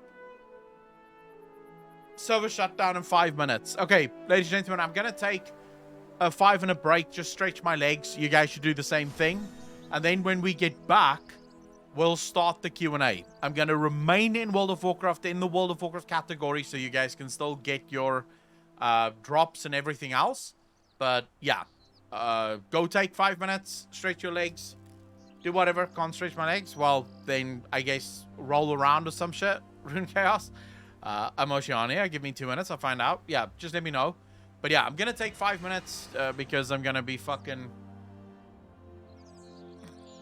We're going to be sitting for the next 2 hours doing some Q&A shit. But yeah, I'll be right back. We are still in WoW, so you guys should be fine to get your...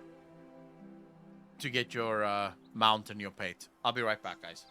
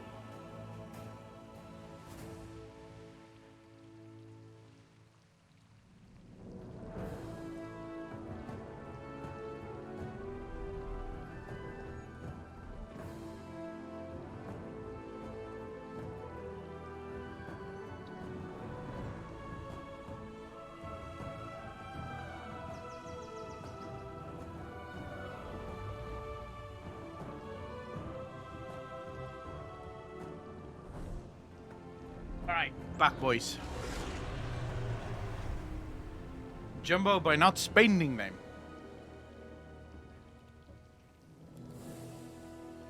Alright, shall we try and log back in at least? If that's even possible. I wonder how long this is. No servers currently available. So how do you do a Twitch drop? Okay. But then there's no servers available. How exactly can someone explain the logic here? There's a Twitch drop going on. People can watch you play games and then get free shit. But there's no servers to actually play on. Yeah, Blizzard servers go brrr. That makes sense. Leonard? Thank you so much for the follow. Really appreciate that. Welcome to the channel. Thank you. You're far too kind.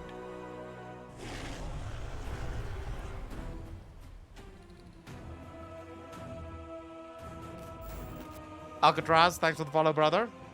Really appreciate that. It's not all regions, too. It's to fix a DC issue, which kind of has the same issue of not watching someone play. Maybe, but it still sucks. Now this is quality content I came here for. I know, bro. It's what I do. I pride myself on this shit. I pride myself on this. No, we're going to be doing the Q&A now. We'll be starting the Q&A. We're going to continue. We're going to be in WoW, so you can still get your drops and stuff. But obviously we won't be playing now because it's Q&A time.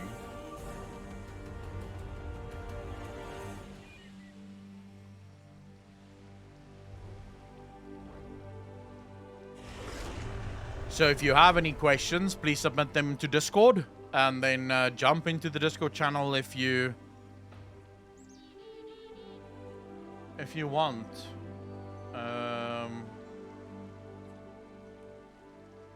I should probably have fucking let people in Discord know that we are live now. That would have been a good idea.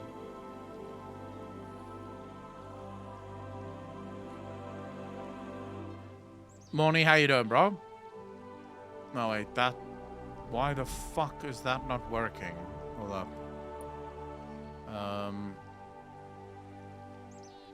Output device is...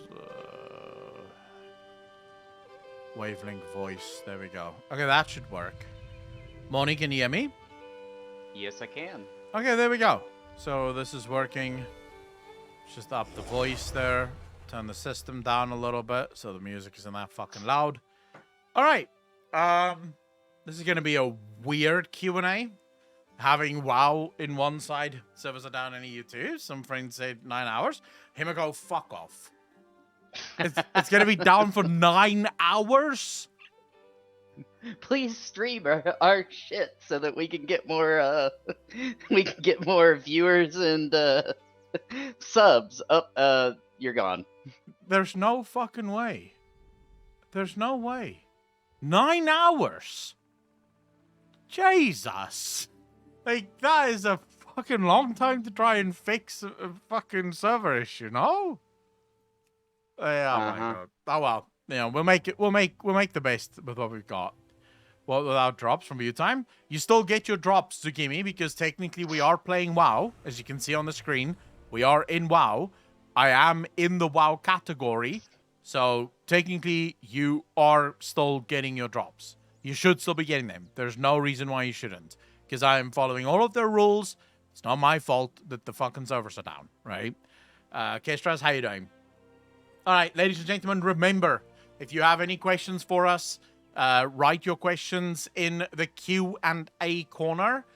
You can see that in on Discord. You can see there's a section there called Q&A questions. You can ask your questions there. And if you want to ask your question in person, or at least in voice, you can jump into the Q&A lobby on Discord, and Moni will pull you up as and when the time arrives. Your questions can be about literally everything.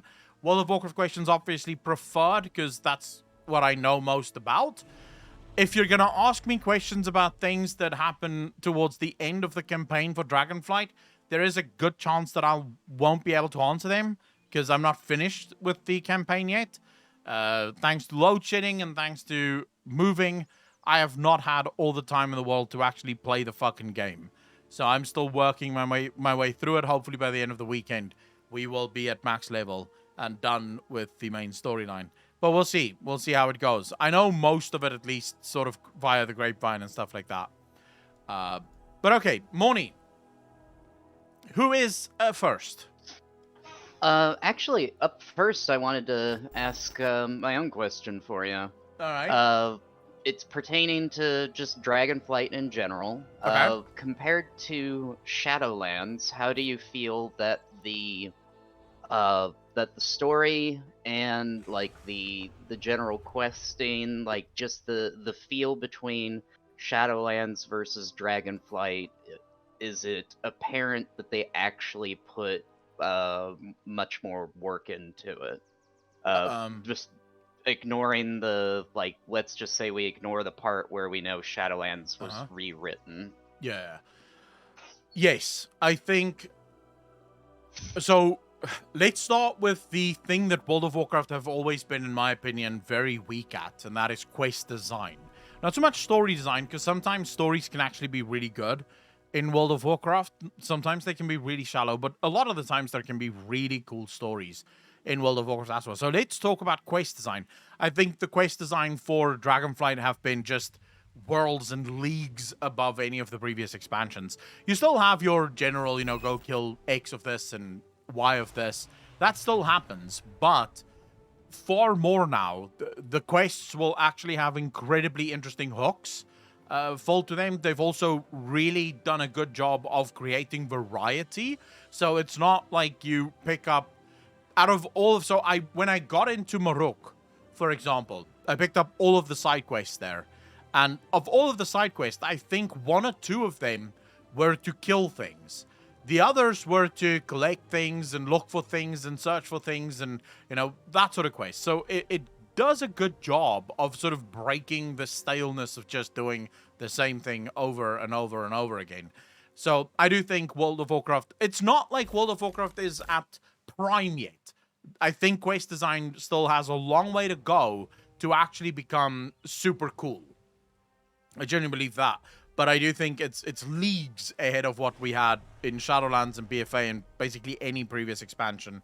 I also feel like the bonus quests area have been done really well this time around. So, yeah, all in all, I think quest design really good. Story design, on the other hand, I think is on another level compared to any previous WoW expansion. Just by and large, this is the most fun I've ever had questing through World of Warcraft. Like, hands down. There's been... It's weird to explain because for a lot of people that don't necessarily love the lore the way that I do, it's gonna... this is not gonna make sense.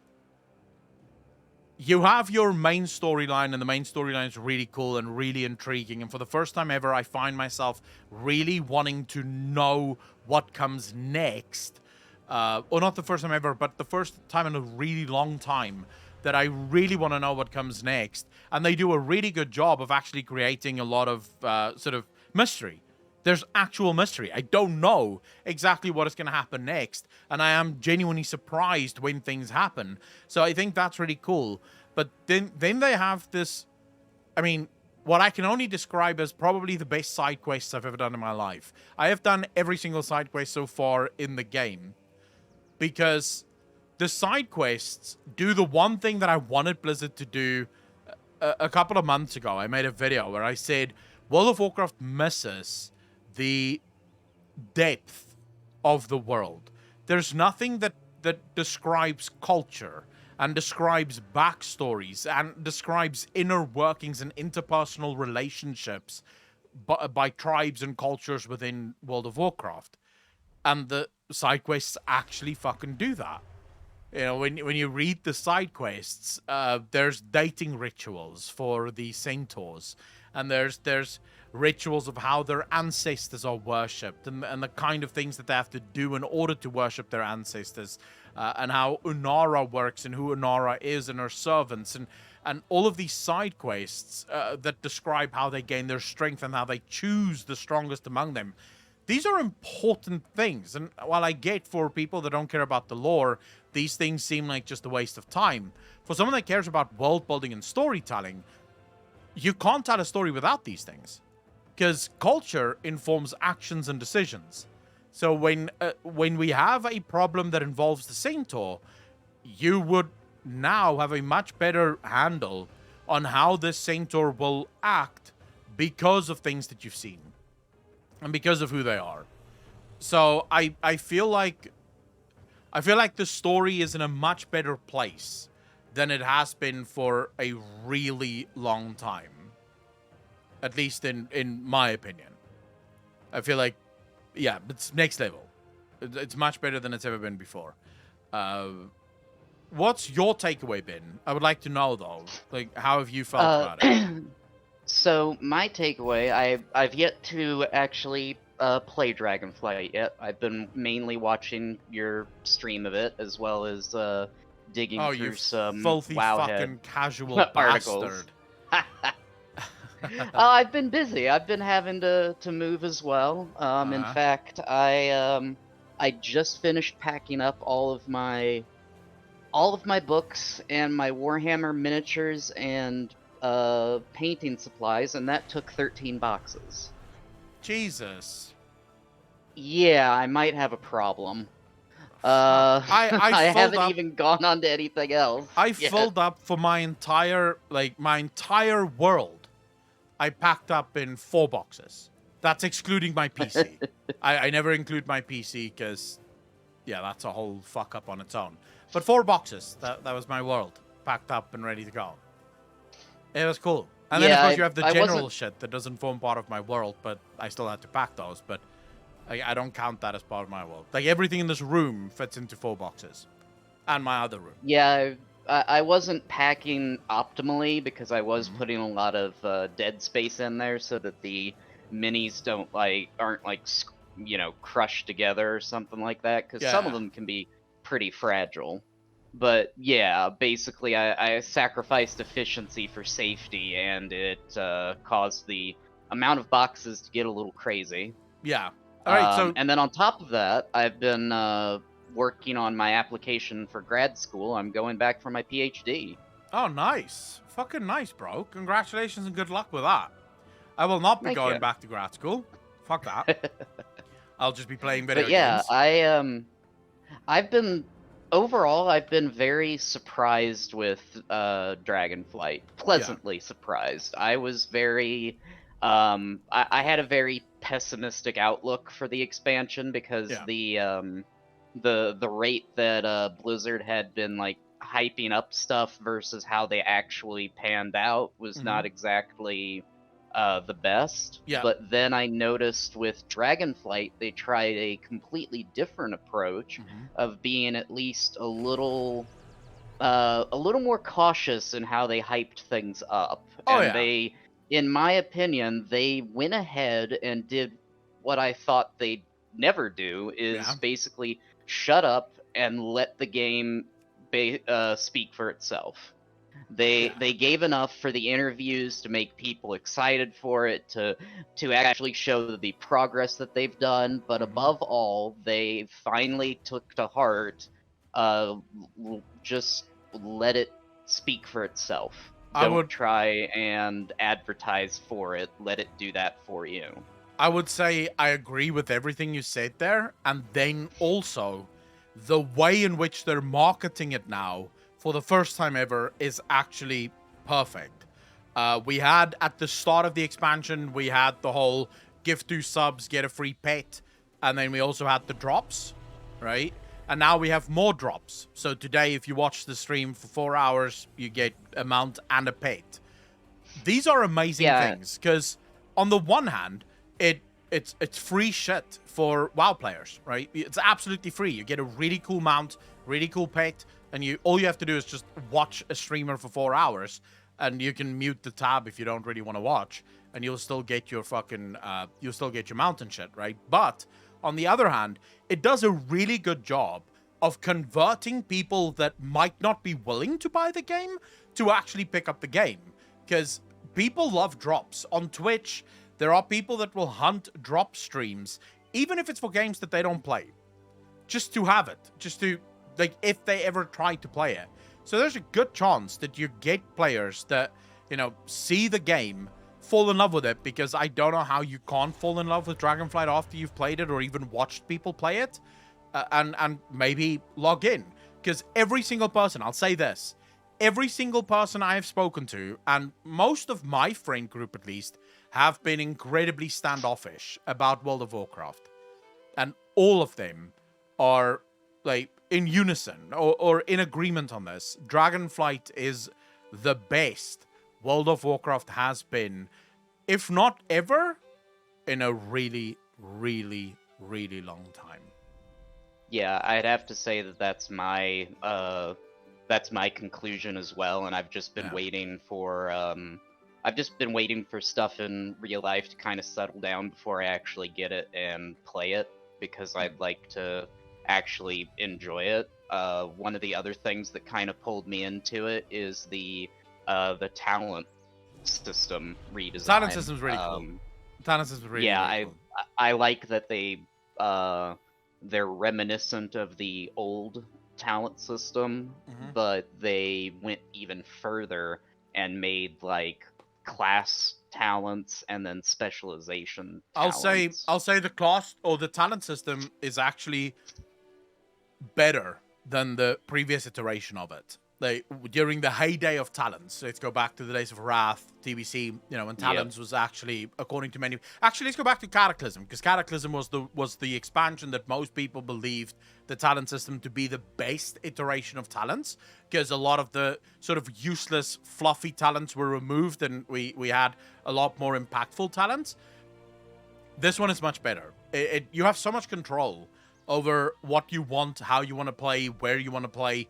And I get that there's going to be cookie cutters. I understand that. And for people that really go hardcore, you're always going to have cookie cutters no matter what Blizzard does. There's no way of fixing cookie cutter. But for someone like me that have no interest in going hardcore, I have no interest in hardcore raiding or anything like that, I have really just been able to build my own build, right? I can go whichever way I want to go with it. I want my dots to go really fast. Then I can spec into really fast dots. You know, it makes you feel so much closer to your character. It really does bring that RPG feel to it. So yeah, I would say if you haven't tried World of Warcraft Dragonflight yet, do yourself a favor and try it out. It really is worth it. Oh yeah, I plan to. I just wanted to have the initial flood from, you know, new expansion to wear off, so that it's not as laggy, and then like I said, I had some IRL stuff. Yeah. The lag wasn't a problem at all until now that we got DC. Yeah. Right, and now we can't get back in, and someone just said 8 hours. I really fucking hope that it's not 8 hours before the servers come back online. Otherwise, I'm gonna punch myself in the dick. But yeah, the lag's not been it's not been the end of the world. Although, yeah, there's no rounds available. But maybe soon. Anyways, Moni, thank you so much for that question. Really appreciate it, bro. Yeah. Up next is Sorry. Testy is next. Okay, cool. You can pull them up. All right, Tasty, how you doing, brother? How you doing, boss? Not bad, bro. Not bad at all. What's your question, man? Hey, with Classic coming out in Lich King, kind of reminded me of Loken, and I'm starting to suspect Norstamu as the Dragonflight's Loken. Okay. In what way? If I can trouble you for an explanation on that. In what way do you expect him or suspect him of being the Dragonflight's Loken? Well, it started off with the Legacy cinematics. Everything that he's taking the Drakthir through it's almost like lying by possible omission. Uh-huh. All right. So And yeah. go ahead. No. Finish what you wanted to say. It's let me see. I forgot for a second. I'll come back to it. Okay. So there's a couple of things about Nostormu that I completely forgot. Just because it's been a few years since I've read Dawn of the Aspects. It's been even more years since I've read War of the Ancients. And I just, for some reason, yesterday, I'm sitting here, I have no power. It's 4 hours that I have no power for. And I just thought, fuck it, you know? Because the thing is, yeah, I wanted to lie on my bed to read. And in order to read my Warhammer book, I have to put this flashlight on my head because there's no power. And I was like, no, fuck that. I'll just grab the Kindle and I'll see what books there are on there to read. And I'm like scrolling through my books and I'm like, okay, Dawn of the Ancients is on here. I haven't read that for a really long time. Let's read that. So I've been rereading Dawn of the Ancients. And I have to say, if you've already read Dawn of the Ancients, do it again. Not Dawn of the Ancients, Dawn of the Aspects. Dawn of the Aspects. Yeah. If you do it again. Because with everything that has happened since the release of the book, and now with everything that's happening in Dragonflight, it gives you so much more appreciation for the story of Dawn of the Aspects. But a lot of people, I think, have forgotten the story of Nostormu and exactly what Nostormu is going through and how Nostormu feels about things. So when Nostormu lost access to the aspect power, right, to being an aspect, he kind of lost, I would say the Bronze Dragonflight lost more than most. I would say probably lost more than any of the other Dragonflights, because the Timeways, as it is now, is completely locked to Nostormu.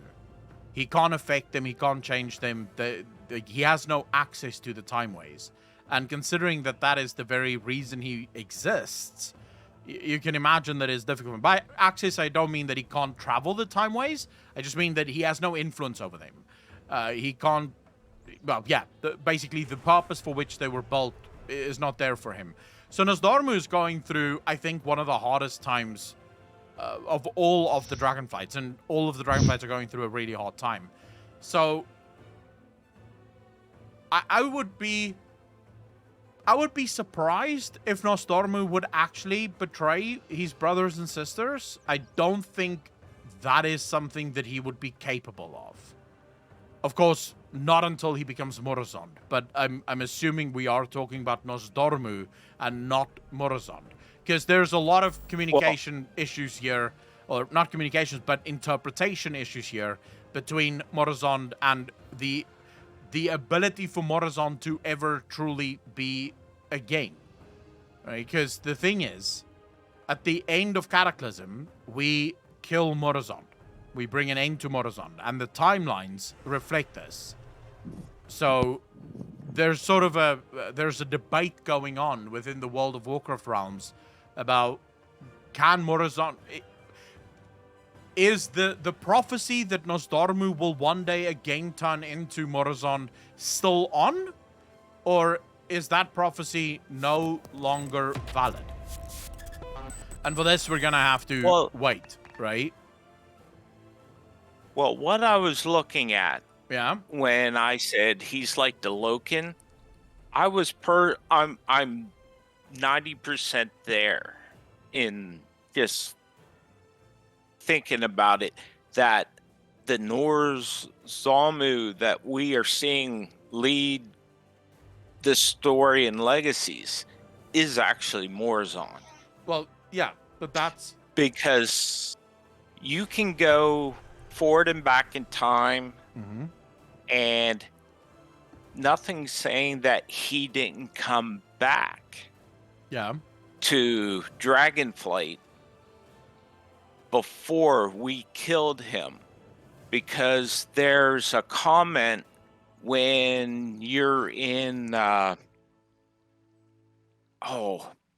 in the regular Lich King, Yeah. where you have to go and do something, and your character meets the future character who's 100 and tells you to take better care of your gear. Now, I'm almost thinking, since Nozdalmu can't, or maybe won't, mess with the timelines, is because Morzon was created when the aspects lost their powers. They died as the aspects. They're trying to resurrect their power, if you would. Yeah. See what I'm saying? Yeah. So I'm wondering if that would be such, I think, a cliffhanger ending, that if it was Morzon all the while and they brought in everybody to combat him or nullify his effects on the timelines. Well, so the one thing that I'm not entirely convinced by, and why I don't know if Nozdormu, because I'm right there with you. Someone in chat as well, Saven Raven, how you doing? Saven actually said this. Nozdormu gave like really creepy vibes in the Legacy chapter videos, right? Like really creepy. I think everyone watching that had the sense of, you're weird, bro. Like, why are you acting so weird? Something ain't right. Yeah, something doesn't seem quite right. But like I said, it could just be because of his own struggles, because he no longer knows who he is or where he's supposed to find himself.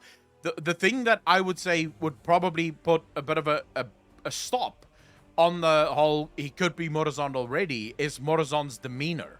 So Morazond as an enemy is not what one would call an intelligent enemy, if I can put it that way. And by that, I don't mean that he is dumb.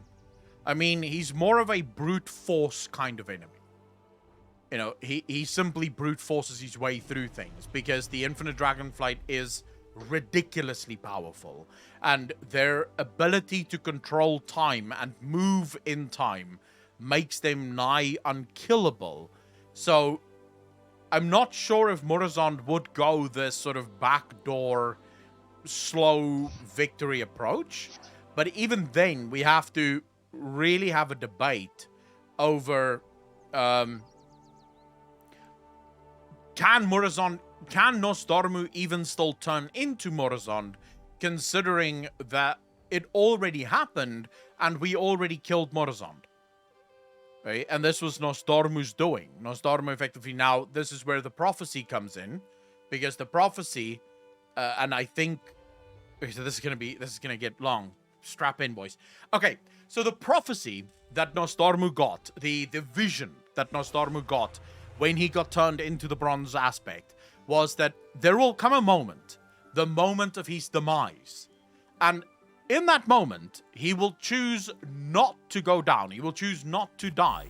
And it is this defiance that ultimately turns him into Morazond. The exact moment of that we never actually got any explanations for, but we know that that is the vision that he saw. He saw his own death, and then he saw that he declines that, he does something to circumvent his own death, and that turns him into Morazond. Now, based on the strictest reading of the vision, he could have done that at the end of Cataclysm. Because when everybody lost their power. Yeah, but Nozdormu took all of the timelines, right? All of the timeways, and he tied them into a single timeway in the End Time dungeon that led to Morazond. We killed Morazond and therefore brought an end to Morazond in the timeways. So the timeways going forward from End Times is now free of Morazond. The Infinite Dragonflight still exists because they will always exist. We didn't kill all of the Infinite Dragonflights, or dragons, but we did kill Morazond due to what Nozdormu did there. And that could be seen as a circumvention of his inevitable demise. knowing that he will one day die and then turn into Morozond, but stopping Morozond so that he will not turn into Morozond is still him stopping himself from dying. So it is sort of, you know, in a very roundabout way, he could have actually there already started his journey into falling and becoming Morozond, right? Because we nowhere does it say that he just poof turns into Morozond. It just says that after refusing to die, he will become Morozond. So this could take eons. Right? This could take a really long time before he finally does turn into Morozond. It all depends. So I can see where you're coming from with that speculation theory. Right now, I would say the only thing we can do really is wait, because not much else at this point is known of the Morozond story, or even of what Nosdormu is up to. At least not from where I am in this story right now. Oh, definitely. Because it was almost like Norstormu in the Legacies was almost sad, resigned to his fate, almost attitude. And maybe his reason for that is because, all right, I don't want to become Morozond, but if I don't regain the aspects and all the aspects, the red, the black, and if I do not empower them, something way worse is going to happen to Azeroth. So I have to give myself up and become Norstormu to save Azeroth. You mean become Morozond? Because he is Nosdormu. Yes. But yeah. Right. I'm sorry. Okay, so now you're tickling... Okay, so Tasty, you've literally just started tickling a new theory that I've been sort of working on for a while now. But let me throw this out there. What did the jailer want to do? The jailer wanted to stop some big bad thing, right? There was some big bad thing. The first one screwed up. The way the first ones designed the universe was completely wrong, and he wanted to set things right, because whatever is coming, that's the wrong thing. Arthas wanted to do the same thing, but Arthas is tied to the jailer, so we won't talk about that. Sargeras wanted to do the same thing, but Sargeras is tied to the jailer, so we won't talk about that. Morozond wants to do the same thing, right? Morozond wants to undo everything that the Titans have done. The Primalists wish to undo everything that the Titans have done. Deathwing wanted to undo everything the Titans done. There's a very interesting bit inside Dawn of the Aspects. So Thrall is busy meditating in Hyjal. And through his meditations, he travels into Azeroth herself, into the earth of Azeroth. And as he's traveling through the earth of Azeroth, he comes across this giant pocket inside Azeroth. It's empty, but he can't really sense what's inside. But he hears a voice inside this dark pocket that he can't see into. And he starts sort of circling this pocket, and the pocket is right underneath Hyjal, but very deep down. And he finds an opening and he goes in. And walking in, he finds Nalfarian, or Deathwing, but in his humanoid form. Deathwing has lava coming out of him, you know, and they have a conversation. Well, they have a fight, but Thrall loses the fight quite magnificently. The pocket has been created by the Old Gods. It's literally a pocket that is lined with Old God blood. At one point, Thrall tells Deathwing, "You have been given a gift by the Titans. What happened that you now rejected?" And Deathwing tells him that this was not a gift. What the Titans did to them was a prison. The Titans imprisoned the dragons. And that his sole job... He ignores the part where Thrall speaks about the Hour of Twilight. And Thrall tells him that, hey, you know, you want to end all life in Azeroth. He completely ignores that part. All he says is that he wishes to undo the work of the Titans. Because what the Titans have done has effectively left Azeroth as a broken world. So, according to Deathwing, the Titans did something to break Azeroth. And as a world, Azeroth can never heal until what the Titans have done actually is undone. And this is sort of every single one of the bad guys that we fight seems to have this exact same complaint. Either the first ones or the Titans have interfered with the natural system, the way things are supposed to go naturally within World of Warcraft. Now, many people, most people, will immediately go, yeah, but can you really trust Deathwing? Come on, Akalon. It's Deathwing. He can't be trusted. To which I would say, okay, maybe. Maybe you are correct. But what purpose would Deathwing have had there to lie?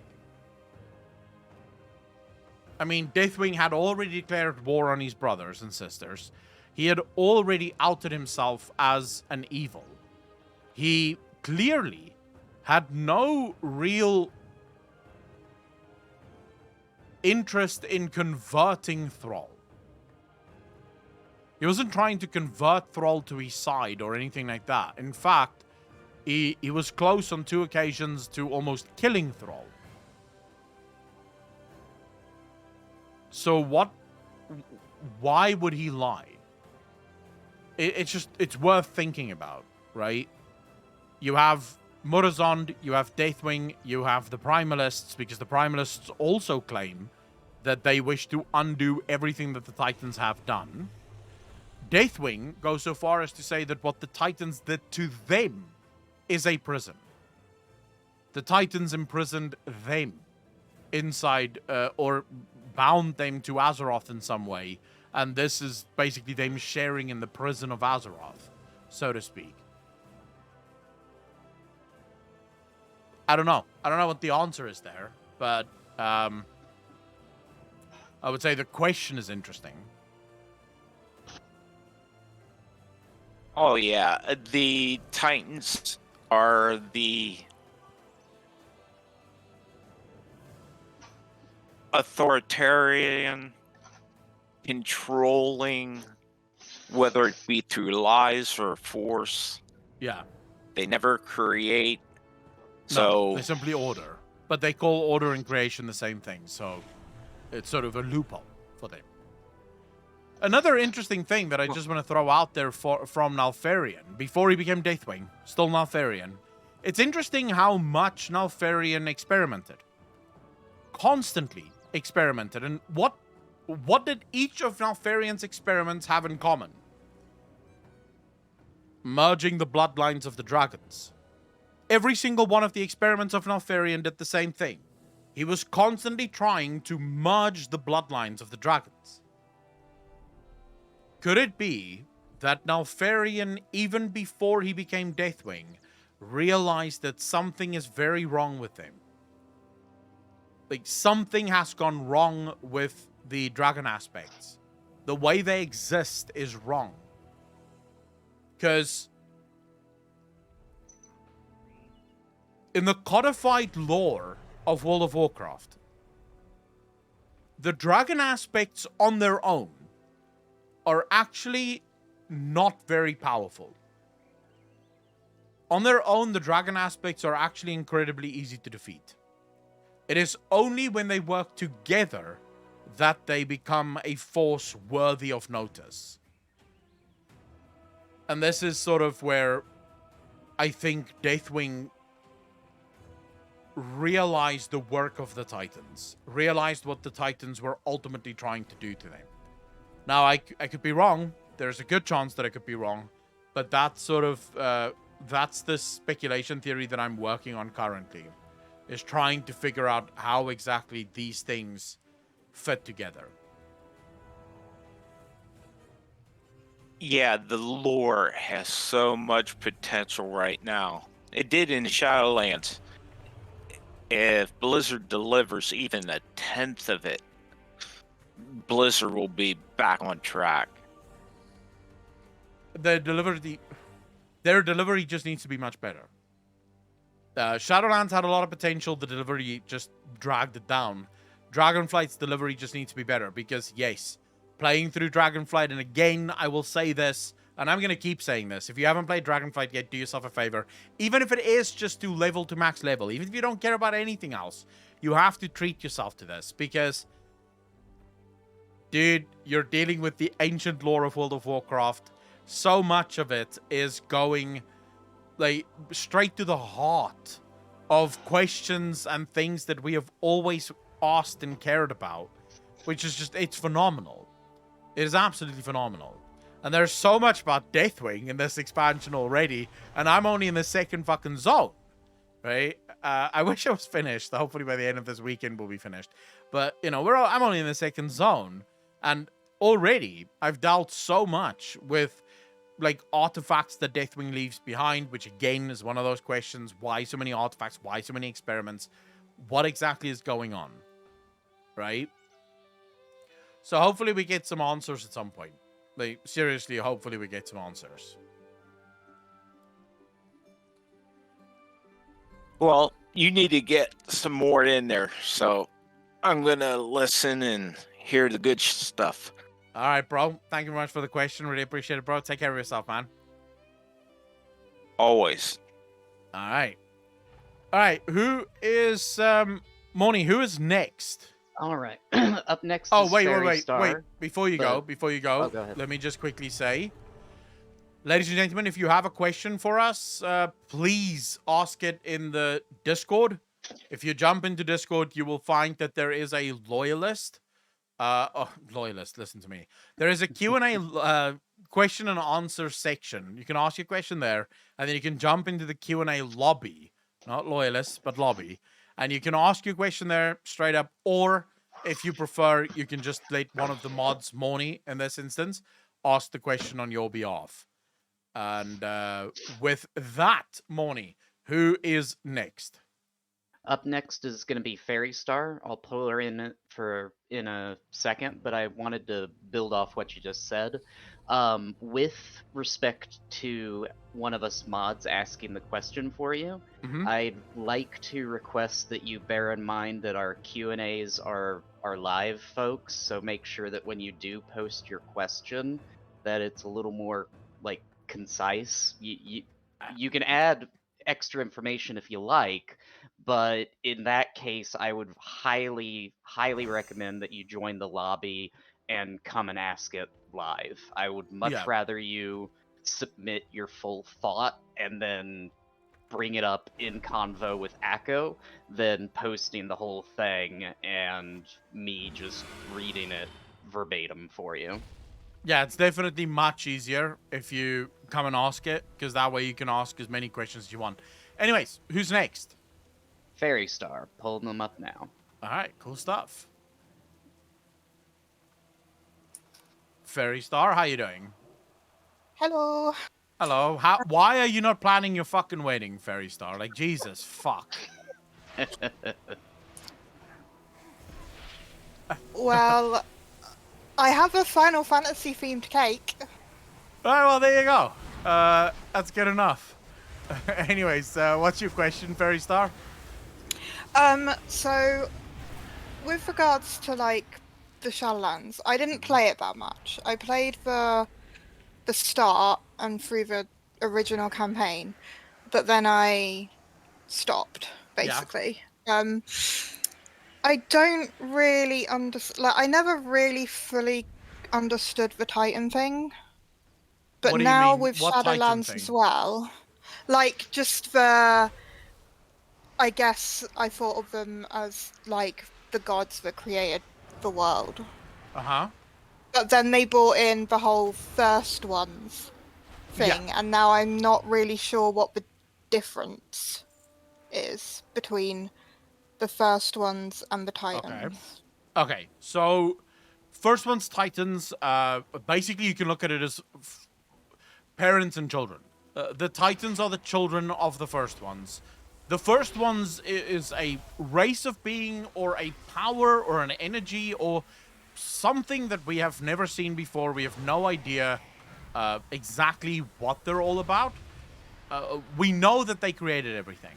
This is the only thing we really know about them, is that they created everything. Now, again, this is where we sort of have to start asking ourselves a bunch of questions, because what does created mean? The Titans don't have a word that differentiates between ordering and creating. Their word for order and create, same thing. So you could sort of ask yourself, well, okay, but wait, if they... Did the first ones also just order the place? Or did the first ones actually create the place? This is sort of... it's very difficult to answer because we know so little about the first ones. We don't even know what happened to them, if they're still around, if they've left and went somewhere else, because we know when you look at the cosmological map and you zoom out, there are things on the outside of that, but what exactly that is, we don't know. We just know what is in our cosmological circle, and obviously they are not there. So what does that make, like, the Winter Queen and the Jailer and... Okay, so the Winter Queen and the Jailer, they are eternal ones. So basically children of the first ones, but on the side of death. But technically still Titans. You see, this is... Yeah, at least in power. Like, Yeah. I know that it's been rolled back a bit, but Ian once said that the Jailer in specific was like a Titan ++. Yeah. Like, he was supposed to be... I think what he was trying to say is that the Jailer was like the equivalent of Sargeras, because Sargeras was a very powerful Titan as far as like... he was the warrior of that pantheon. The Eternal Ones are just the Death pantheon. So the thing is, so if you look at the Titan ++ thing, can be broken down in multiple ways, because Titan ++ can mean that he is like Sargeras, is very powerful, but this is where sort of you have to remember Sargeras wasn't more powerful than the other Titans. He was... What gave him the edge over the other Titans was twofold. One is that Sargeras was the warrior Titan. That's why Sargeras was tasked with fighting the demons, because he was better at combat than the other Titans. But then also Sargeras sort of aligned himself with Foul, for which the Titans have a natural weakness to. So Titans can be defeated pretty easily with Foul. Sargeras used the Foul against these Titan brothers, and that is why brothers and sisters, and that is why he could defeat them. Suval, on the other hand, could also just be a warrior, but we know he isn't. He is the Arbiter.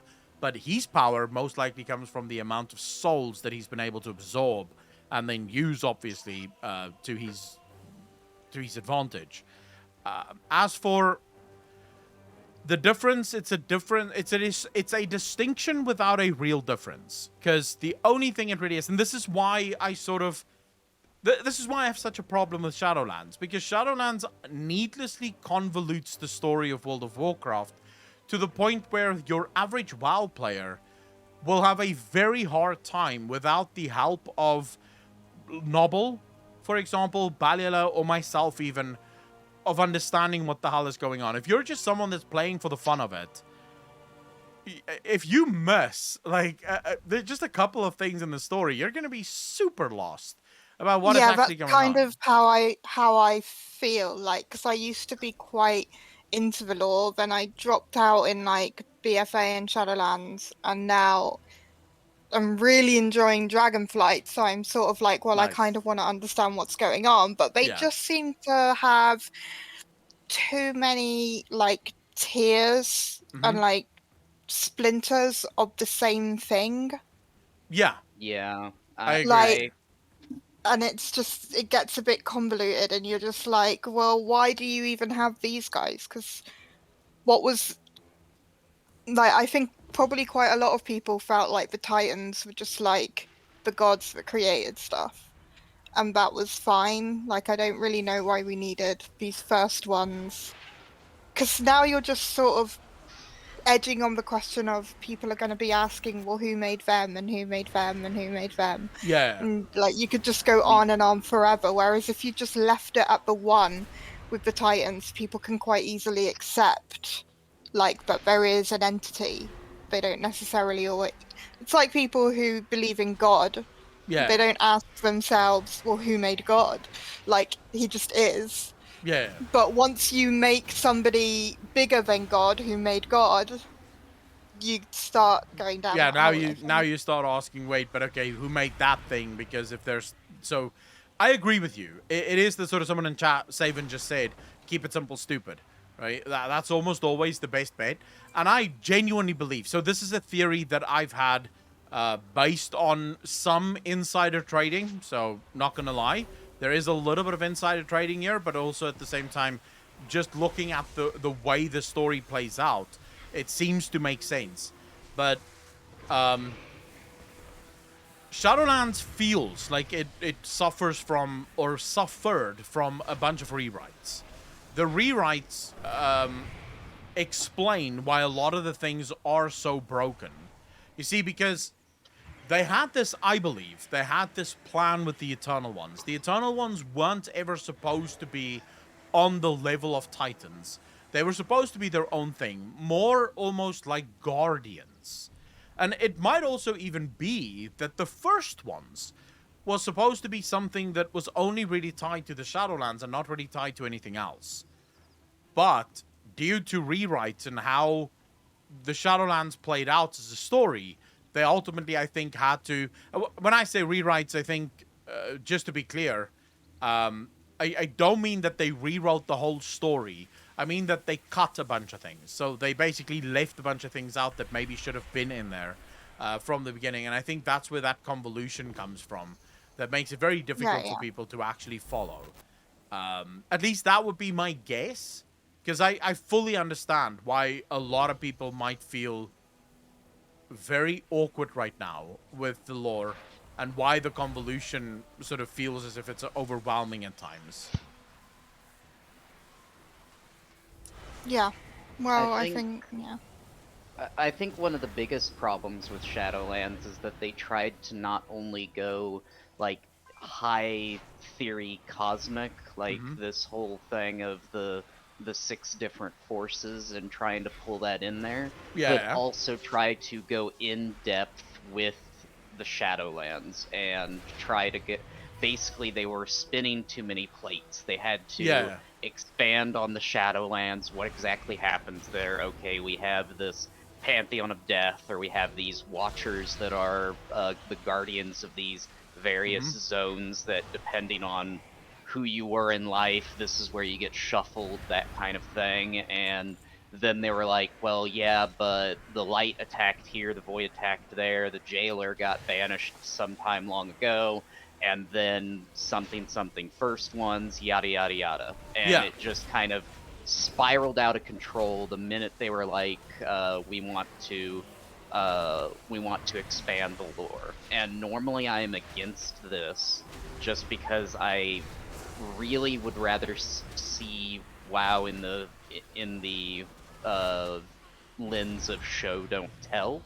But when it comes to cosmic mythos, a book would have probably been better, and that was where the Grimoire of the Shadowlands failed epically. Don't say books, bro!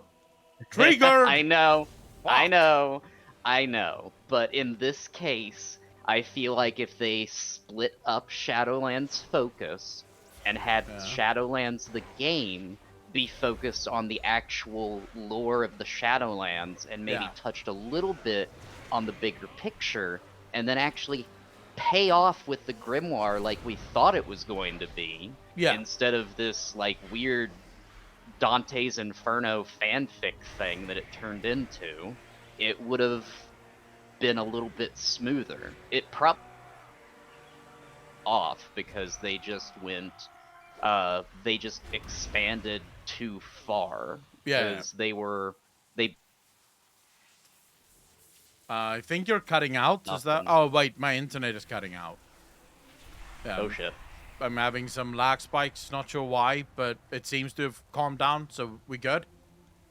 At least I hope we're good. Yeah, but that's all I was gonna add to that, is that they started with everyone being on the same playing field, but the problem was everyone knew nothing, and so there wasn't anything to really have a solid foundation on. Yeah, on the book side, and this is probably a little bit of good news for you, Fairy Star, and for other players that might be feeling a little bit lost. On this side, if you watch the Preach interview, it seems like Blizzard is very much aware of the mistakes that they have made. They know that they didn't do enough to explain the story of Shadowlands, and I have to say, just playing through Dragonflight, that's already evident. They have already recognized what their mistakes were and how to solve those mistakes. Why? Because there's no convoluted stories here.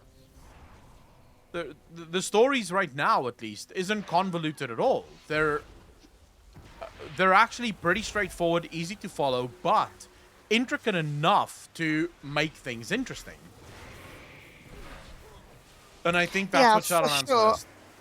Shadowlands feels like maybe what it could have been, and maybe what it was intended following this compilation, was like if we'd gone and each of the Shadowlands realms corresponded to a titan that we knew. Mm-hmm. Like, but instead they just added this other faction and confused people. So maybe what they needed to do was have made a different expansion first, where they sort of sowed the seeds of the fact that these people exist and they're the like death version of the Titans, so that people kind of had breadcrumbs, because it kind of felt like we were meant to know what all of this was. Yeah, absolutely. Absolutely. I was just like, what? Yeah, I think so. Just to sort of link up with you there, I agree with you. It feels like it really does feel like Shadowlands. The books of Honor should have come out at the beginning, like I said, because that would have immediately explained a lot of the decisions. And this time around, we have none of those issues. I think they've done a remarkable job in Dragonflight of explaining what has happened up until this point. So if you're a new player coming into World of Warcraft now for the first time ever, you should understand at least the basics of what is necessary. Of course, you're not going to understand the full history, and nor should you. There's a lot of history that you need to know, and for that, you're going to have to buy the books. That's fine. But at least you're not feeling lost. At least no one that I know really cares that much about the lore, and none of them have come to me saying, oh yeah, I don't understand what the fuck this is. What the hell is this story all about? So, yeah, I think... Wait, there's a hunting party here. What the hell is this? What's hunts? Anyway, sorry. So, yeah, I think we should... I think you should wait and see. That's genuinely what I would do. I would wait and see if Blizzard even continues with the stories of Shadowlands. Because I think there's a good chance that they won't. I think Blizzard wants to forget the past. So let the Eternal Ones just die. That expansion didn't happen. It's fine. Pretty much. That's what I think. That's the feeling that I get with Dragonflight, at least, is they don't want the old... Like, they definitely don't want Shadowlands to ever exist again. Yeah, and that's kind of disappointing to me. My favorite villain and my favorite like classic archetype for villainry has always been the undead. So with what they did to Arthas as far as a disservice to his character, and what they could have done with the jailer and the Shadowlands in of itself, was very disappointing. Yeah, I can agree with that. I can definitely agree with that. Sorry, there's a thing here. There's a thing. I don't know what the fuck this thing is, but I'm supposed to kill it, I think. Artwork or some shit. Thanks for answering my question. Thank you very much for the question. Really appreciate that. Very. Take care of yourself and go plan your wedding. And congratulations, by the way. Yeah, congratulations, but now go plan it. Alright, Mori, just give me a second. Let me just fucking take this thing down. No problem. And then we can go. Man, I really... Oh, for the love of fuck. Well, that's a long stun. That was a bit unnecessarily long, actually, if you ask me. No. Not again, you bastard. Can you do these hunts alone? You can't, can you? When they are grown, they will become fine quarry for our hunt. 4 out of 6 hunts remaining. Okay. That's fine. You plan it, but the servers are back up. Alright, then go play a little, but then go plan it.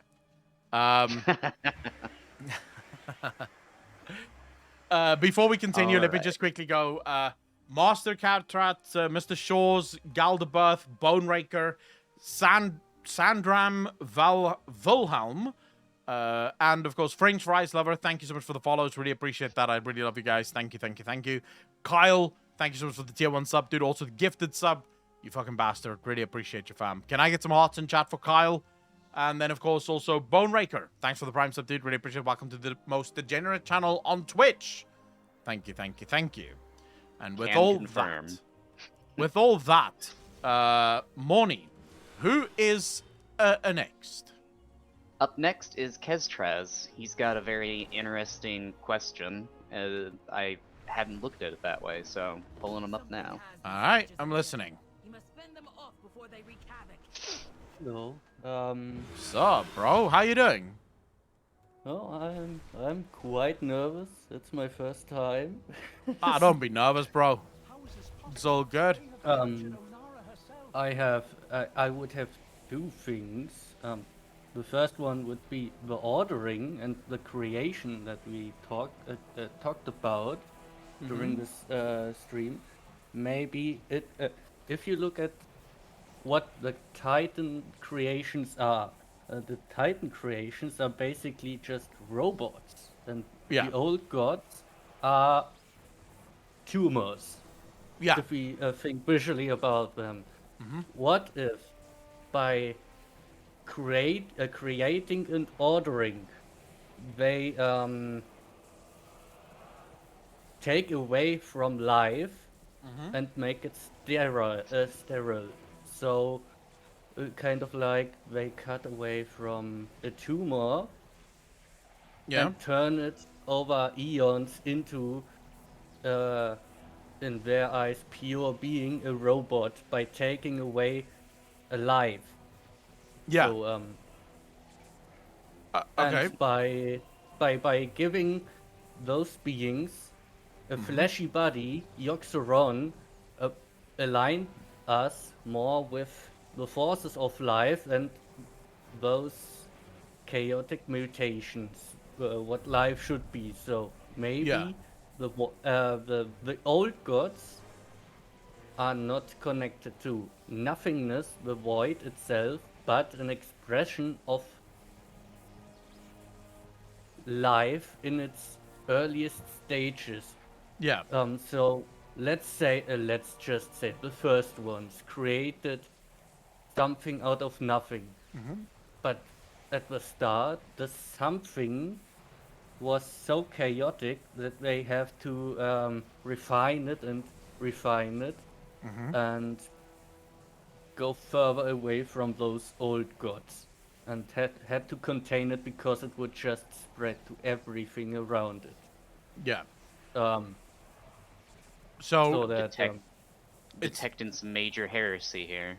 Yeah, I mean, fucking hell, hail the Emperor, right? I mean, the beings of light, the exact definition of order, are basically just big, for us, unreadable letters. Yeah. What could be more ordered? Yeah. So this is very close to a speculation that I have myself, where I actually believe that the old gods are part of Azeroth and not part of the Void, so to speak. But here's a very interesting thing. The Void is named by the Titans. If you read the Broker's book, they don't call it the Void, they call it Shadow, right? Or Darkness, I think. They call it Light and Darkness. What was the Shadow Brokers? What did they call the Void? It was Shadow. Yeah, it was Shadow, right? So different words for what they consider to be the same thing. But then, if you look at what the old gods do and what the old gods have a problem with, and this is sort of, there's also a speculation here that the Primalists are working for the Void, by the way, because Deathwing was absolutely a servant of the Void, and Deathwing wanted to, literally, the exact same words that Razageth said, we will destroy the influence of the Titans. Deathwing said those exact same words. I will destroy the influence of the Titans. And all of it is to do with order. And you are correct. The reason the Titans don't allow their beings, the reason why the Titans created, it's in Dawn of the Aspects, Commission. I think it's the prologue. It might be in the prologue. It might be in chapter 1, actually. I'll have to check for you. But if you... what was I saying? Oh, so Deathwing said this, the Primalist said this. What is it that the Void... Oh, what is it that the Titans want? They want order at all costs. Now, life is disorder. It's chaos. That's true. Look at human beings. Just take a look around you and you will see the chaos. When you give people freedom, it inevitably leads to chaos. Chaos leads to suffering. It can lead to entropy. It can lead to a whole bunch of really bad things. But it can also lead to a lot of beauty, right? It's through freedom that a lot of other things happen that is really good. So kind of have to take the good with the bad. The Titans aren't built that way. When they were designed inside Zeroth Ordis, they were designed with one goal and one goal only, and that is the goal of order. The Old Gods, on the other hand, wishes to destroy that order and give back to the, let's call it, the laws of entropy. Insofar as life needs to be left alone to find its own way, whatever that way may be. So wherever life goes, that is where life is supposed to go. It goes even deeper than that when Deathwing claims that what has happened to Azeroth, as I said in the previous discussion, what has happened to Azeroth left Azeroth broken. So we have a thought there that the Titans also came in and ordered Azeroth herself. They say that in the Chronicles. They say that they came and they ordered Azeroth. And we have always assumed that meant the life on Azeroth, right? The beings and so on. But what if they actually physically ordered Azeroth, the Titan? Because we know that Azeroth is already influenced with chaos. There's already chaos within Azeroth. So is it possible that they were the ones who brought order to Azeroth in some way, shape, or form, breaking her apart? I don't know. So you mean something like Zagaris just wanted to break his sugar mama away from her shackles, something like that? It could be Sugar Mama. It could be that he really wanted to kill her. You know, for a long time I believed that Sargeras didn't want to kill Azeroth, but maybe Sargeras did want to kill Azeroth.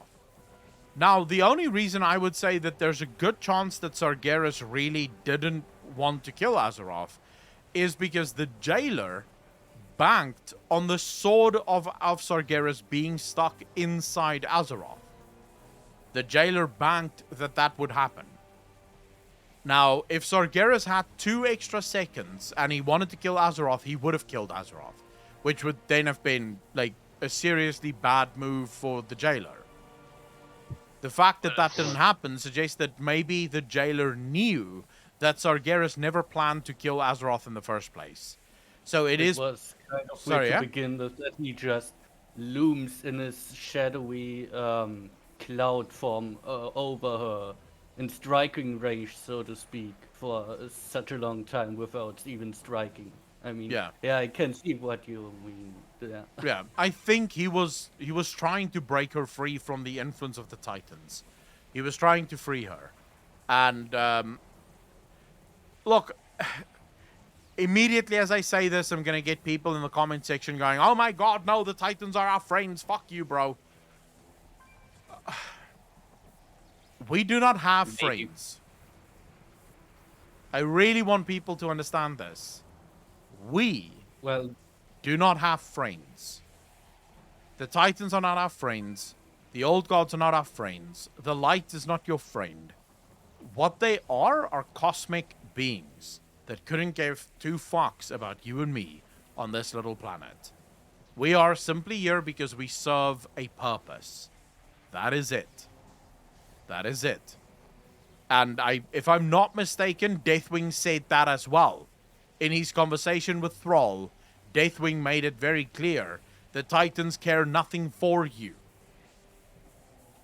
You do not matter to them. They will swipe you aside if you stand in their way.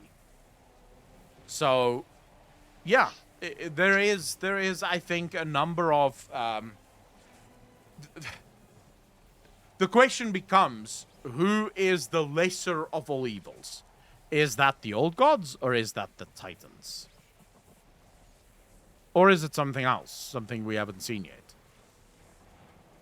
But this a Deathwing tool point would actually lead into my main question. Okay. Would it be possible that Morozond was actually the first Deathwing, so to speak? So before Deathwing was corrupted in another original timeline, before we even start this WoW timeline, Nostormu was maybe corrupted the same way Deathwing was corrupted. Yeah. And because Nostormu has access to the entirety of the timelines and can see and walk through them, that this corrupted Nostormu, at that point he was already Morozond, talked with his then allies, the old gods, what the best timeline, how to best act to achieve their end goal. Yeah. Because it's like a blueprint. You go this way, down there, you then corrupt the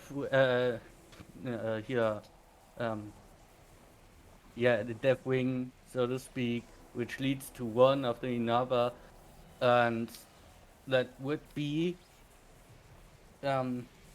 somewhat like the old gods allow us to kill them because they know through Morozond that killing the old gods lays the way to their goal.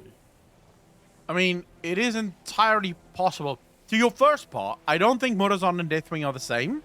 Although I don't think that's what you said. I think you meant you meant that Morozond was supposed to do what Deathwing was supposed to do. They were basically servants of the old gods. Yeah, I just wanted to clarify that because there's gonna be people watching this going, what the fuck? No, and then they're gonna stop listening. So just to clarify, you're basically saying that Morozond was supposed to do what Deathwing ultimately led to. And I mean, we learn through this story of Dragonflight that in theory the bronze Dragonflight and in turn the infinite Dragonflight could go back to the time of the Black Empire and maybe even beyond that, but they can't because it's against company policy or something like that. But in theory, they could go back and interact with the old gods in person and even quench out the old god threats to begin with before it even happens. Yeah, maybe.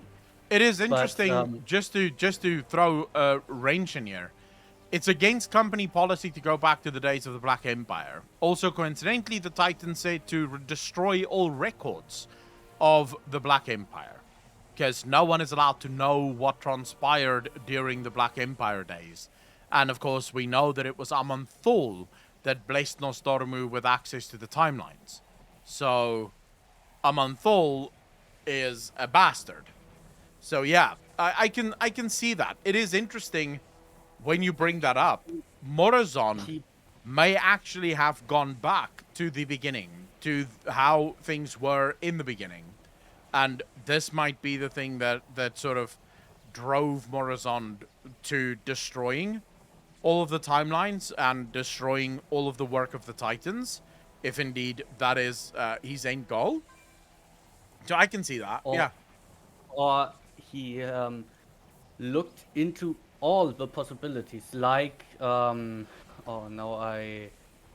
like Malzael in Diablo 3. He got all the knowledge and went mad. Yeah. Maybe Nostormu saw everything that could happen, but also knew the timeline he had to uphold as instructed by Aman'Thul, and then realized, what the fuck, we are played. This is not right, and went mad with all of this. Yeah, I mean, you say he acts like a rabid dog, just being a physical threat, and that somewhat goes hand in hand with madness. You can't control your own. Yeah, well, he is, because your head is in everything at the same time. He is said to be like all over the place, right? He it is Nostormu, but a very crazy version of Nostormu. Mainly because, and if you go back to the end time dungeon and you actually do that fight and you listen to his voice lines, it's very clear that his mind is sort of scattered all over the place, because he's seen everything, and sort of everything is happening at the same time. It is driving him nuts. So it is possible. Like, everything you just said, I absolutely could agree with. Yeah. Yeah, I feel like the key difference between Murazad and Nozdormu, besides just, you know, the corruption of their purpose, is also a matter of perspective. Murazad immerses himself in all timelines and is effectively existing in all timelines at all times, and that's why his perspective is so off to us, because Nozdormu is trying to be on the outside of those timelines, looking at them. So in some ways, Murazad is inside the timelines like submerged in a river, whereas Nozdormu is on the bank of the river looking in, and that's where we sort of are as well, or at least it's the best way for him to interact with us. Yeah. But couldn't it also be that in the end time dungeon itself was used, so he spread all over the history of us playing the game, has spread himself into all those possible timelines, placed a piece of himself within those, and manifested within the end time dungeon, pulling together each and every piece of himself in this dungeon and fusing, so to speak, the timelines kind of together to create one main timeline. Yeah. Maybe to ensure that this timeline that he envisions happens. Well, so that I will by say, killing him, we actually ensured that this timeline would happen. So that maybe the end time dungeon itself acts as the base point of the WoW story we are in right now. Yeah. I will throw a bit of a monkey wrench into that theory for you. Fucking bastard, bro. Like, how dare you? Man's just having fun with the theories, man. Yeah, what's the monkey wrench? It's been confirmed that the end times is not the timeline of origin that Murazad, the Murazad we attacked, does not originate from that timeline. That Murazad simply used the end times as a base of operations for the infinite Dragonflight, because with the course of history as it was going until Nostalmu and us went and got the Dragon Soul. The end times dungeon was where everything was going until we altered the course of the timeline and wrapped it all up into that one singular timeline. So effectively, so he does not originate from the timeline where the old gods are winning, so to speak. Exactly. But he that does would not. mean that he might just be a variable. Exactly. Let's say 50 timelines. Only in one he was created, in an offspring timeline that nobody cares. So maybe our Nostormu will never turn into Morozond. And will only turn into Morozond due to the fear of turning into him. But wait. Okay, so this is the okay.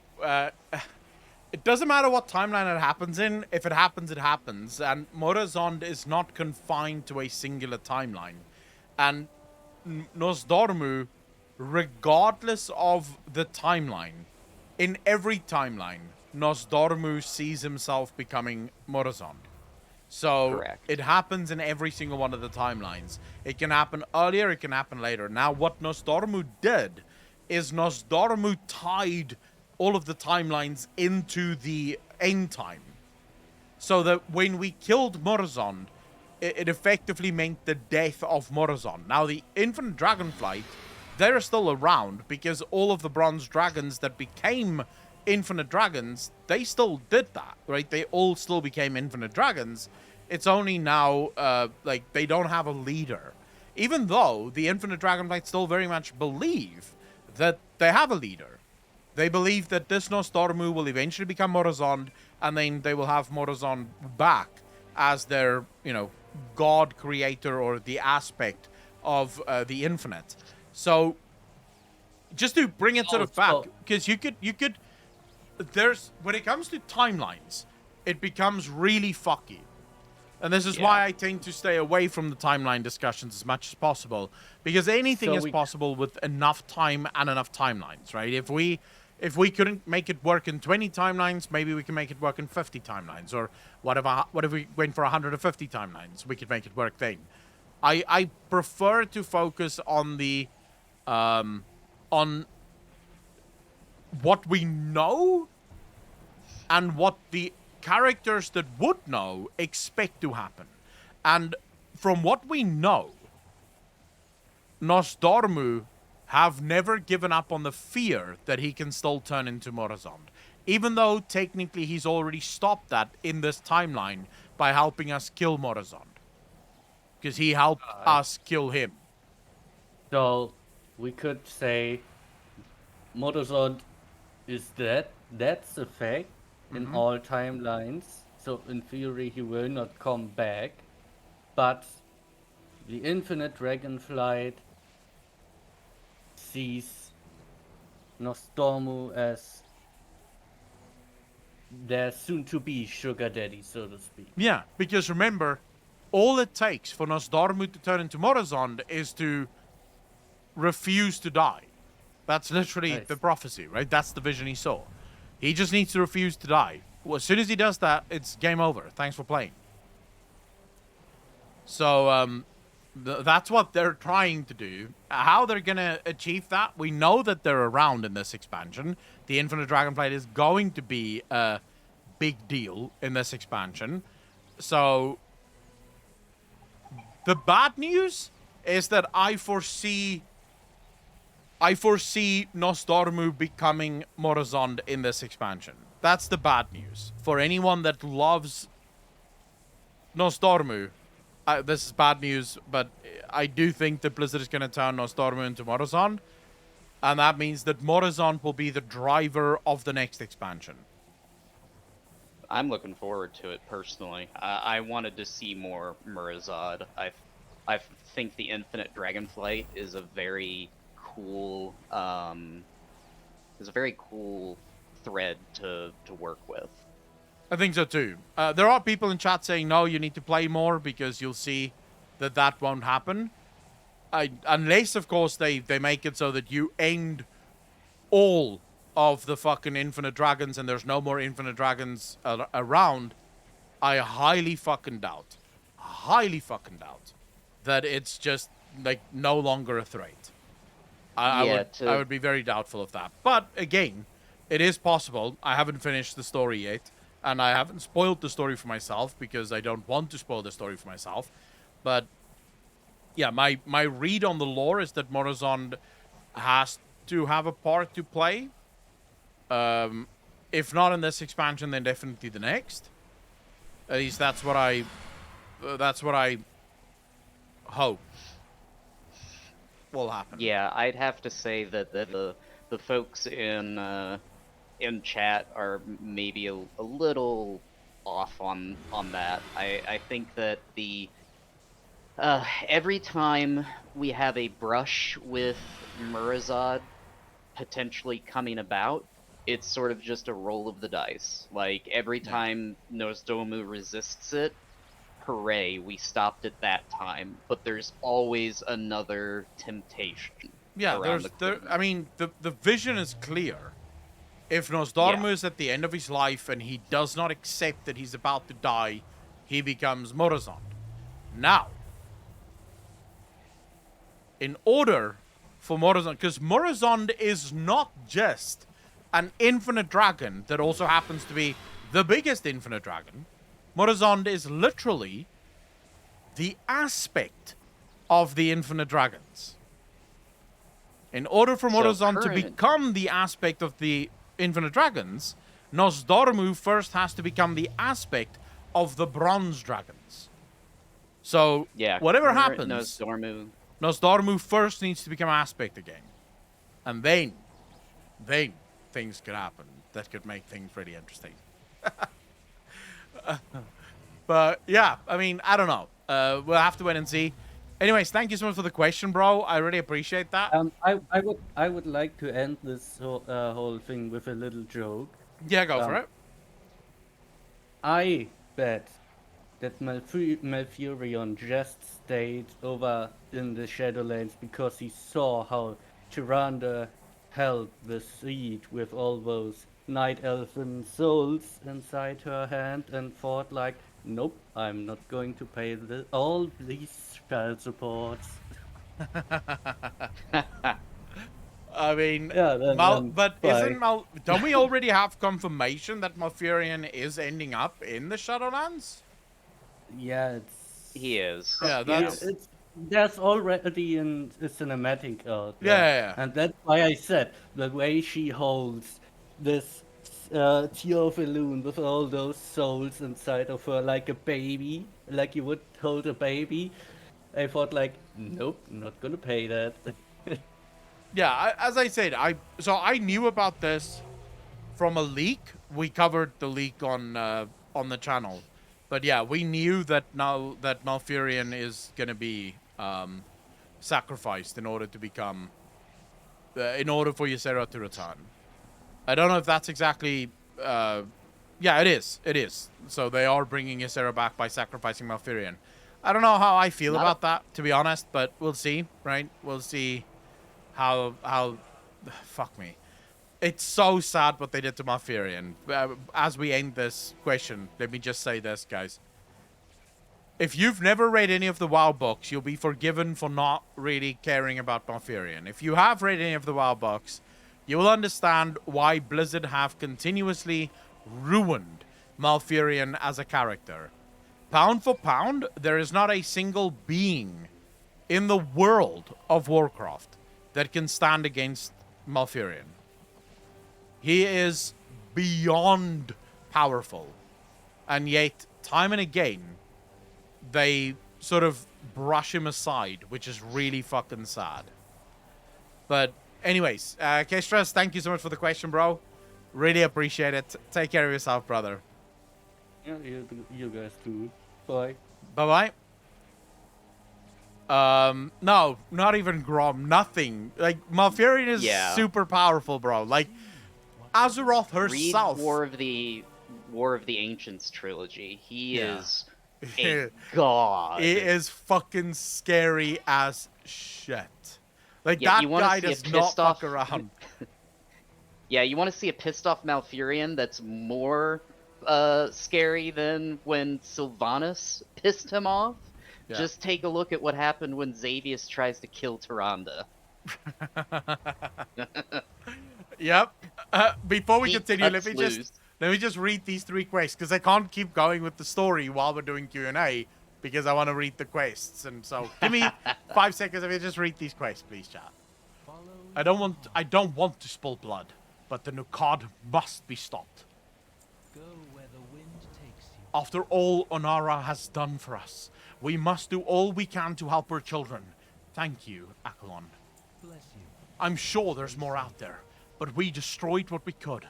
Hopefully this will at least slow them down. That Primalist is restraining Onara. Just barely. She doesn't seem to notice us. Tagari Khan would say, even the slightest breeze can topple a teetering stone. If I can disrupt her spell, even just a little, Onara might be able to break free. Keep the gods distracted. I have an idea. Go where the wind takes you.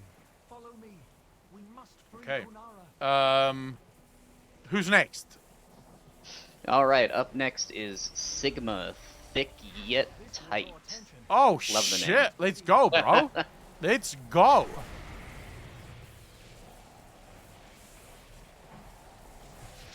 Hello. Sup? How you doing, brother? I'm doing good. How are you? Can't complain, man. Can't complain. Just, killing some mobs. Yeah, I see it on stream. Alright, so what's your question, bro? Okay, so my question was about Chromie, like from the Dragonflight. Do you think that it's possible that she is actually Eternus? If you, I don't know if you know about this Eternus. He's one of the Infinites, no? Yeah. Yeah. I mean, anything is possible. So, the thing with the Infinite Dragonflight, they are all members of the Bronze Dragonflight. Right? Literally every single one of them form part of the Infinite Dragonflight. Is this literally the best way to fucking do this? So, it is entirely possible, so considering Chromie is one of the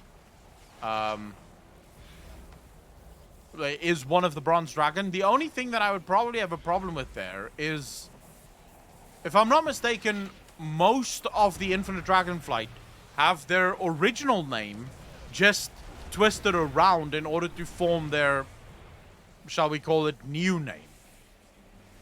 And Eternus is not Chromagus, right? It's not.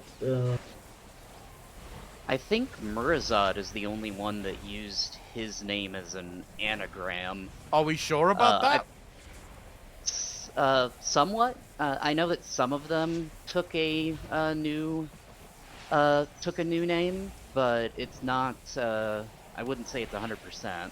Yeah, I'm not convinced on this. Just by the way, I'm not suggesting that this is absolutely true. I'm just asking a question. If their aspect did it, would they not themselves also do what he has done? I guess it's possible that they could have each gone for their own name, now that they're called Twilight, or Infinite Dragons, not Twilight. What the fuck am I saying? Dude, this is a horrible quest. Sorry. I'm finding this quest incredibly annoying. Let me just finish this and then I'll be able to focus a little bit better, because this is fucking annoying. But, okay, wait, before we even continue, why do you ask about Chromie and Eternus? Oh, wait. Story time.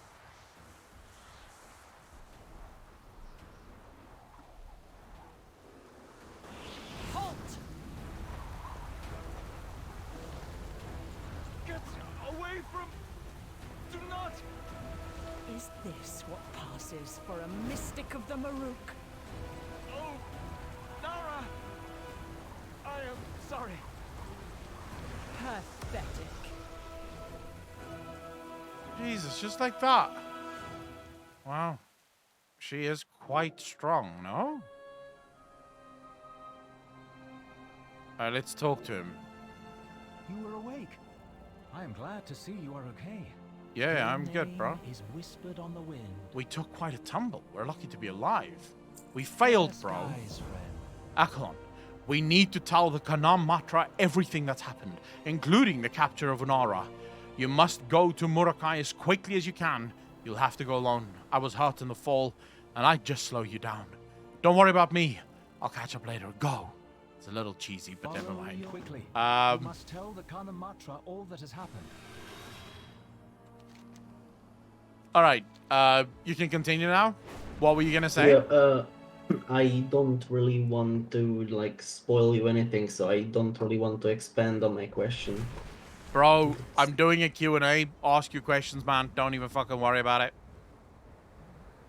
it. I'm asking because like there is going to be like the stuff with Chromie that like later on in the story. That's why I'm asking about her and Eternus. Well, like I said, I am doing the Q&A. I risk being spoiled. The problem just if you do go into that realm, I'm not going to be able to add much because it is dealing with story that I have not played through, so I don't really know what those stories would be. And so I don't know how much value I can add to that conversation. If you guys give me the weekend, I will be done with the story by the end of the weekend. We're going to be streaming this weekend like a motherfucker when my power allows. And then I promise we'll do another Q&A early next week because then I would have finished the whole story. So then we can do like proper deep dives into all of the lore of the Dragon Isles and the Dragonflight expansion. Yeah, I'm doing a little bit of digging on the Infinite here, and I cannot find anything that suggests their naming scheme follows Murazad, but that doesn't mean that it isn't true. I don't see anything like concrete pointing to the rest of them doing that. We don't know much about, like, outside of Murazond, very little is known about the Infinite Dragons. The only time we've really dealt in depth with the Infinite Dragonflight would have been during the Chromie scenarios, where we really got to see a little bit of them. Before that, they would obviously show up, you know, and you would see them every once in a while, and you would see them around every once in a while. But as far as actual information about them, they've always been incredibly secretive. Basically, leaving as soon as they show up kind of characters. So now I'm very excited to see that story, because I do like the Infinite Dragonflight. I like bad guys in World of Warcraft quite a lot, so very excited for it. But, okay, so, Thick, since I can't answer that question for you, do you perhaps have another question that would fall within the realms of questions that I can answer until I finish the story, and then you and I can really sit down and be like, all right, bro, let's talk about the Infinite Dragonflight now. Okay, so I see you're in the middle maybe of the story. Kinda, because in the second zone. So, what do you think about the Rathion versus Sabellian like conflict that is going on? Oh, bro. Okay. I'm so glad you fucking asked me this. I think this is just one of the coolest things that Blizzard have done. The only thing I really hope is that this is not another loyalist fiasco. I seriously hope this is not another loyalist thing, because this has to have an impact. Technically, players aren't choosing a side because you can level with both, right? But players are choosing. Players are absolutely making choices. I know of people that basically hardlined Sabellian and now is just sort of casually working through the Rathian one. And then I know of people that hardlines Rathian and it's just sort of casually working through the Sabellian one because, you know, they like one more than the other. I really hope that this means something in the end, and it's not just the case of, oh, you know, both of them are cool, and we're going to come up with some kind of council leadership style for the Black Dragons or some shit where Sabellian and Rathian lead. I really hope that's not the case. I will say this. There's a number of questions around Sabellian, at least as far as I'm concerned. So Sibelian went to Outland along with Deathwing when Deathwing was already under the influence of the Old Gods.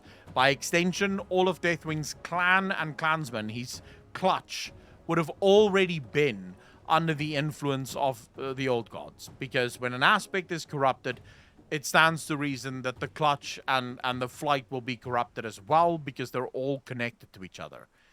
So Sibelian would have already been corrupted. If you play through the story, Alexstrasza doesn't trust Sibelian one fucking bit. I don't think she trusts Rathian all that much, but she knows that Rathian is just a child and very young, and she is reasonably certain that Rathian is not under the influence of the Old Gods. With Sibelian, she makes it very clear that she still does not know his exact story and how he became free of the corruption of the Old Gods. Now, there's a number of theories around that I've seen and that I've sort of thought of myself. One of them is just the proximity. He is so far away, or was so far away from Deathwing and the Old Gods, that the corruption of the Old Gods just slowly waned as time went on. The other is that Sibelian still, to this day, serves the Old Gods. Remember Preacher's interview, where he basically asked about the Old Gods, and are the Old Gods truly defeated? And the answer came... Actually, not. This wasn't Preacher's interview. This was Noble's interview. Excuse me. In Noble's interview, he asked Steve Denuser, are the Old Gods truly defeated? And Denuser was like, well, you know, the Old Gods are pretty much... they're always around. You know, we'll see. We'll see what happens there. Sibelian might be the opening that the Old Gods are waiting for once more. And my personal thing. So I think the story of Rathian and Sibelian can go one of two ways. The one is that either Rathian... Well, not one of two ways. One of a few ways. The one is that Rathian and Sibelian basically...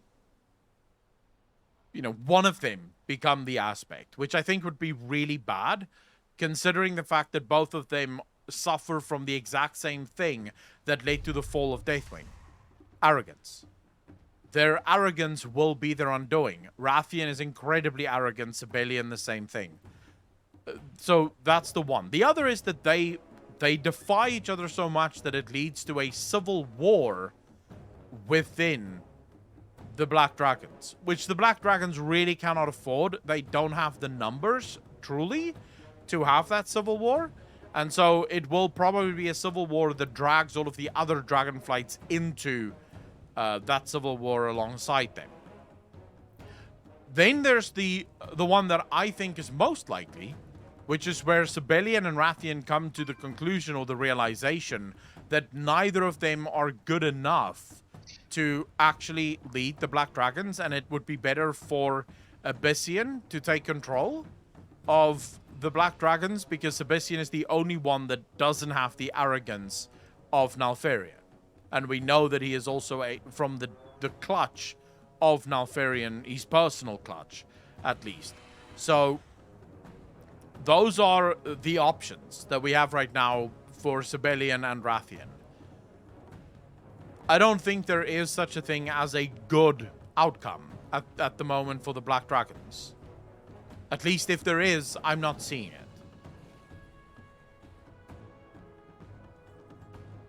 Yeah, the Black Dragons are going to be constantly haunted by the fall of Neltharion. There's no two ways about it, and I'm so glad that you brought up Sibelian's supposed corruption status, because that was something I was talking about a couple weeks ago in lore discussion, actually. I was asking people, because I couldn't find it myself, if there was any evidence of Sibelian claiming that he was, you know, purified from the influence of the Old Gods. And the only thing I could come up with as well was proximity. He was so far away from them that that's the only thing I could think of.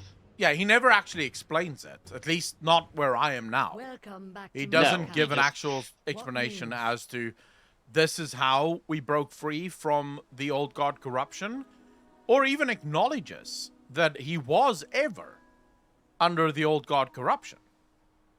Right? Yeah, he basically shows up, says Neltharion chose me personally to be the guardian or the steward of the Black Dragons on Outland. So Yeah. obviously that means that I am still the best choice for being Neltharion's true heir. You see, this is where, because Rode asks in chat, this is where things get really wild.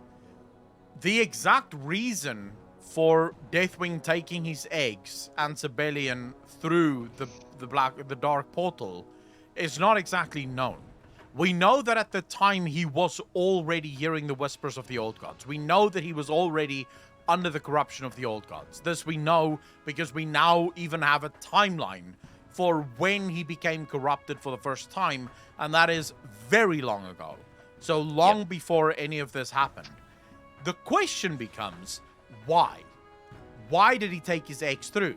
Now, it could be that in his fall to madness, as Deathwing felt his mind slip more and more and more, and realized that this will lead inevitably to the end of his line, he took a few of the uncorrupted eggs that he still had, and his only son that was still uncorrupted, and he took them to Outland so that they could escape the inevitable corruption of the old gods, because that was like one of his final acts of his final sober acts was to save his children.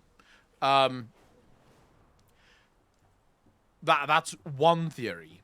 The other one is truly that he was trying to expand the influence of the old gods into Outland for some reason, some sinister reason. Or maybe it was supposed to be a backup plan. In case he dies, his son can come back, become the aspect, and then his son can effectively destroy everything, right? So... Yeah, I have nothing that backs it, but I personally think that he did it as a fallback plan, that he was seeing that the war against the other flights was not going his way when he lost the demon soul, and just wanted to hide some eggs away so that he could rebuild his army if he should fall.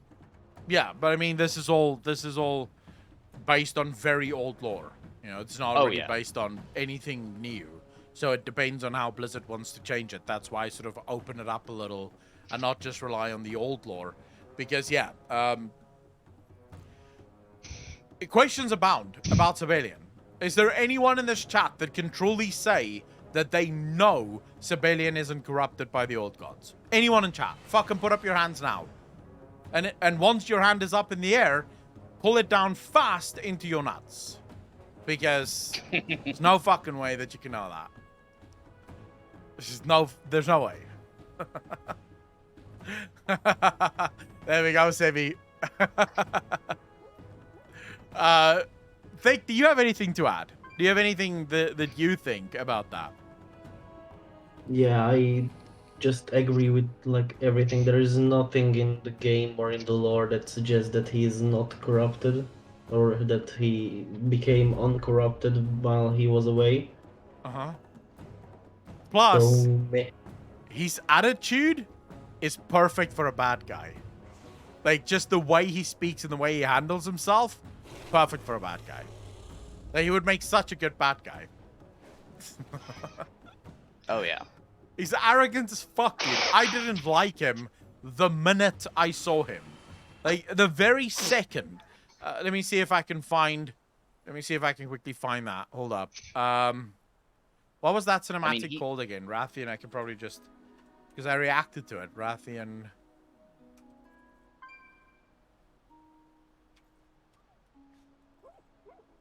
The first thing that came into my mind when I saw Sibelian was from the movie that I'm the Captain Now. Guy. Yes. Dude, and that now just reminded me of that scene from... oh, what's it called again, man? What's the movie fucking called?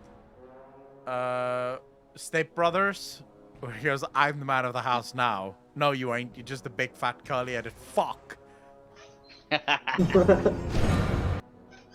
hold up, let me just see.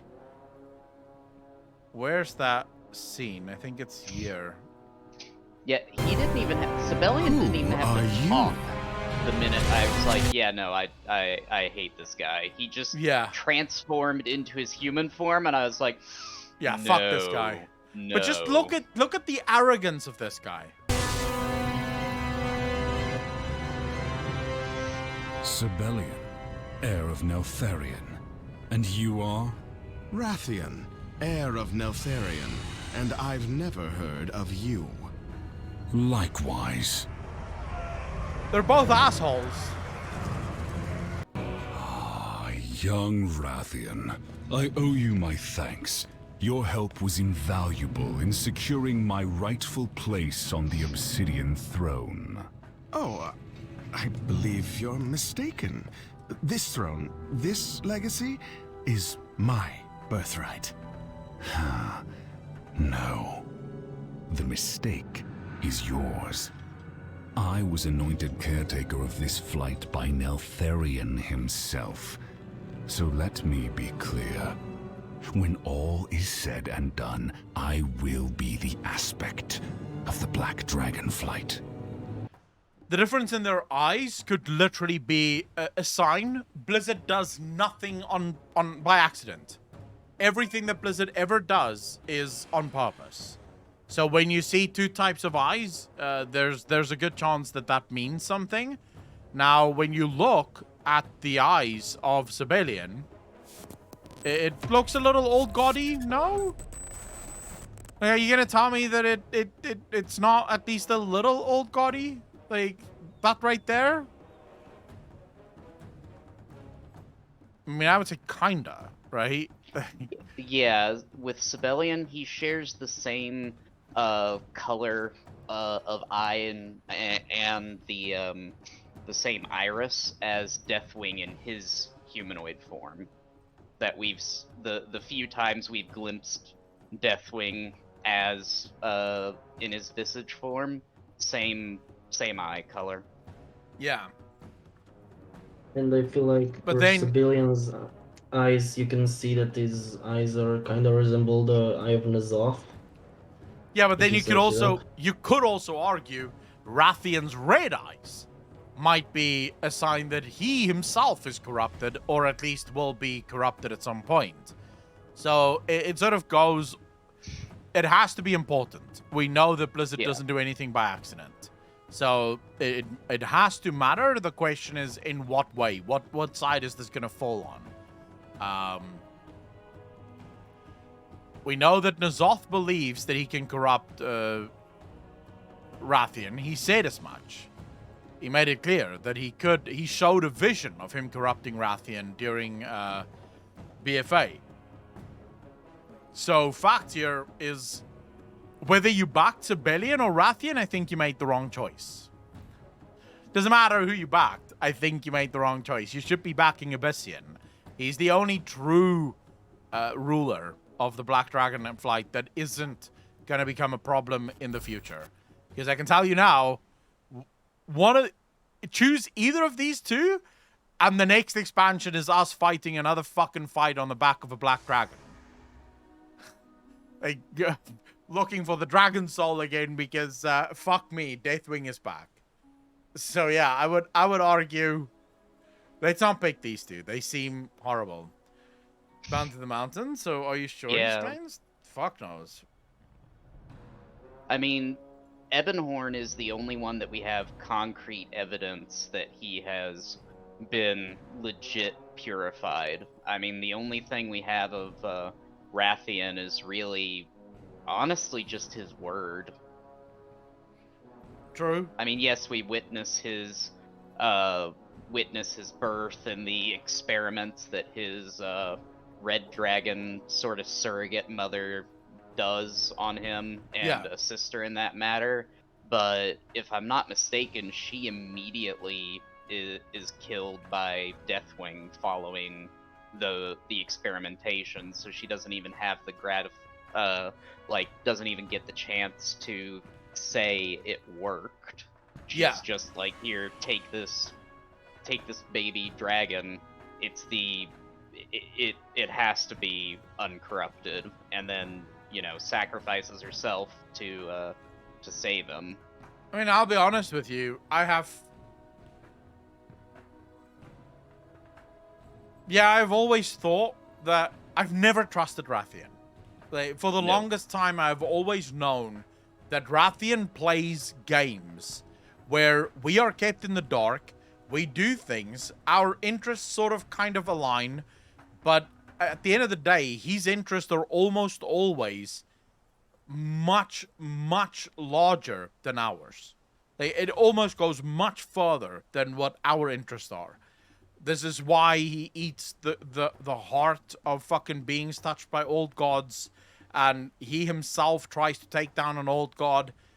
There is a chance that old Rathian here has been corrupted since the moment of his birth, and that he has quietly been coalescing the power of all of the old gods into himself. So effectively, he is turning himself into Xalatath. And he's about to burst into fucking, like, he's about to flame the fuck up and become the herald of the old gods that they have always wanted, all of their power vested in a single being. It's very interesting to me that, Rathian has never seemed like the trustworthy type. Sibelian, on the other hand, I just feel I don't have enough connection to him yet. Maybe I should keep playing. Hopefully that sort of figures itself out in time. But yeah, that's sort of where I am right now, at least. I mean, just look at Rathian during Mists of Pandaria when Garrosh started his True Horde thing. Rathian was fence-sitting. He was waiting to see which one, Garrosh's True Horde or the aligned Alliance and Council-led Horde was going to win, and he was going to put his power and influence on the winning faction. Like, he legit said that whichever one comes out is going to be the stronger, and I need them for what is to come. Yeah. And just Milul, from that... Sorry, I just wanted to say, Milul, I misspoke. Yeah, he ate the heart of a Titan Touch being, and he tried to kill an old god himself, and he has these agents searching all across Azeroth for things that he won't tell us about. So it's... like, he's definitely trying to do something. The question is what? What is Rathian trying to achieve? Because I don't know if it's just trying to become the aspect of the Black Dragonflight. But yeah, thank you for correcting me there. I misspoke. Sorry, no, Moni. I was interrupting you. Oh, it's all right. I was gonna say that he clearly has his own agenda, and it when it aligns with us, hooray, he's a good guy. Mm-hmm. But the minute that it doesn't, you see how he actually conducts himself. Again, with that example of during the Horde Civil War, he was waiting to see which one came out on top to back them. True. And it's just been that's been like all of the other yeah, he's fucked us so many times. He's fucked us so many times. Like, yeah, I couldn't agree more. I would not trust him one bit. At least not right away. Anyways, Thick Yet Tight, do you have anything else that you wanted to ask or add? Not really, no. Alright, bro. I promise I will finish the story. And then next week, early, we'll do a Q&A so that you guys can actually ask me questions about the full story of Dragonflight. And not just the parts that I've already completed. And I think I just fucking stuck myself. Alright, never mind. I'm out. Thanks for the question, brother. Really appreciate that. Thank you for answering. Have a nice stream. See you. Thank you very much, dude. Take care of yourself, man. Alright, let me just quickly do this quest. What questions are getting... How are questions getting derailed? We're discussing things about the question. How are we derailing the questions? I don't understand. Anyways, before we continue, let me just quickly say, Matt Muscal, Wait, Alcatraz first. Thanks for the 2 subs, dude. Really appreciate that. Can I have some hearts in chat for Alcatraz and the real Malandor for the 2 gifted subs? I really appreciate you guys. Matt Musgal, Swatter Angels, Kirotaja, and Foxwings. Thanks for the follow. Really appreciate that. You guys are most welcome here at the most degenerate channel on Twitch. Thank you, thank you, thank you. Okay, and with that said, Vlad, thanks so much for the follow, bro. Really appreciate that. Welcome to the channel. Thank you, thank you, thank you. Let me just quickly finish this, though. I'll get this quest done. The Primalists have captured Onara and have allied with Clan Nokud. Even outnumbered, and without Onara, we will fight on. We cannot surrender to Balakar, and we will not bow to his Primalist masters. Why don't we save your fucking Onara, and then she can help us? Well met. This is dire news, Akalon. But we cannot lose focus. We are bruised, but not beaten. Alright. Onward. We must take a moment to pause and consider our strategy. We need Onara's blessing to sound the horn of Drusal and summon the Green Dragons. Without their aid, we cannot win this war. The Nokud already outnumber the other clans, and their forces are bolstered by the Primalists. And now Koroleth has captured our Wind Mother. We must therefore find Onara before the Nokud can launch their final attack and encircle Murakai. I will send all of our scouts. I only hope we can find her in time. Farewell. Ah, your clan is as motivated as ever, Sansok Khan. Enter, Tummel. The Khans eagerly await your report. Okay, let's listen to this report. Honored Khans, we have spotted a war band of Nokud, headed toward the Horn of Drusal. Balakar is leading them himself. How large is the warband? We should be wary. This might be a diversion. Enough to overwhelm the village at the base of the hill, but far from all their forces. Why are they splitting their forces? Have you seen her? Or Onara? No, not yet. We are still looking for them. We must assume the Nokud want to destroy the Horn, to prevent us from calling the Green Dragons. Sansok is correct. This may be a diversion. We cannot commit all of our forces, even if it is to defend our most sacred artifact. I'll be right back. Quick bio break. Confront Balakar myself. This is a mistake. Tummel, outsider, you will come with me. Tigari Khan, Sansok Khan, gather your clans and prepare for battle. Once Onara has been found and the Green Dragons have been called, we will march on Nokudin Hold. What I don't understand, the Green Dragons are fighting the Primalists already. How are they going to have enough people to actually help? Greetings. The Horn of Drusal is one of our most sacred relics. We must assume Balakar has abandoned our ways. He will destroy it to prevent us from calling the Green Dragons. And if we are to have any hope of saving it, we must make haste. Since you will not keep up with us on those 2 legs of yours, we have prepared a mount for you. Taven is our largest Bakar. He can carry you swiftly to the Horn. Or you can take that tame drake of yours and meet us there. I wonder what I shall do. Shall I take a ground mount, or shall I fly? I shall fly. Man, it's so close as well. Fuck.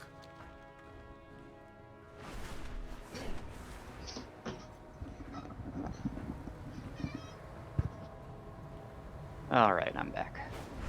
Welcome back, bro.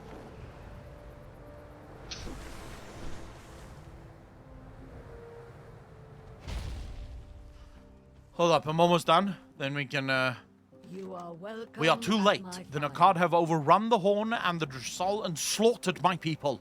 This act of aggression will not go unanswered. May your For thousands of years, the Terai have guarded the Horn of Drusal, our most sacred relic. By sacking this village, Balakar has betrayed everything it means to be Maruk. There can be no redemption for him now. We must retake the Horn before Balakar can destroy it and rescue any Terai who yet live. I am going with you to personally bring that false Khan to justice. Then Akkad will know the wrath of the Kanan Matra. Into the village and reclaim it. Come back, Khan's guard. I am Alright, entering the so village with we the have outsider. time for one or Stay two more and defend questions. this position as we Morning, advance. who Nowhere is near the full next? forces of Clan Nokud. I am going through our backlog right now. Is there anything green with the Centaur? Done the dungeon for the zone yet? Oh no. No, I have not done the dungeon for the zone yet. Oh yeah, I for 40k Space Marine? Yeah, of course I am. Of course. It looks sick. I haven't seen Okay, the gameplay yet, but it does look sick. Yeah? I've got a couple of them that are sort of related, so I think we'll answer them at the same time here. Okay. The first one is from Burby TV, and his question is interesting, but I think he it assumed something that's a little incorrect. Okay. His question is, if Deathwing used the power of the Void to open up a portal to get rid of the Primalists, really he just got rid of Razagath, not the other ones. Yeah. Who or how, or most likely who, opened the way for them to come back? And we do see that Grim Totem chieftain, that's the leader of the Primalists faction, opens up the portal that Deathwing put Razagath in. Yeah. So I guess my question is, the question just still remains: how did he do that? Did he also succumb to the void or something like that?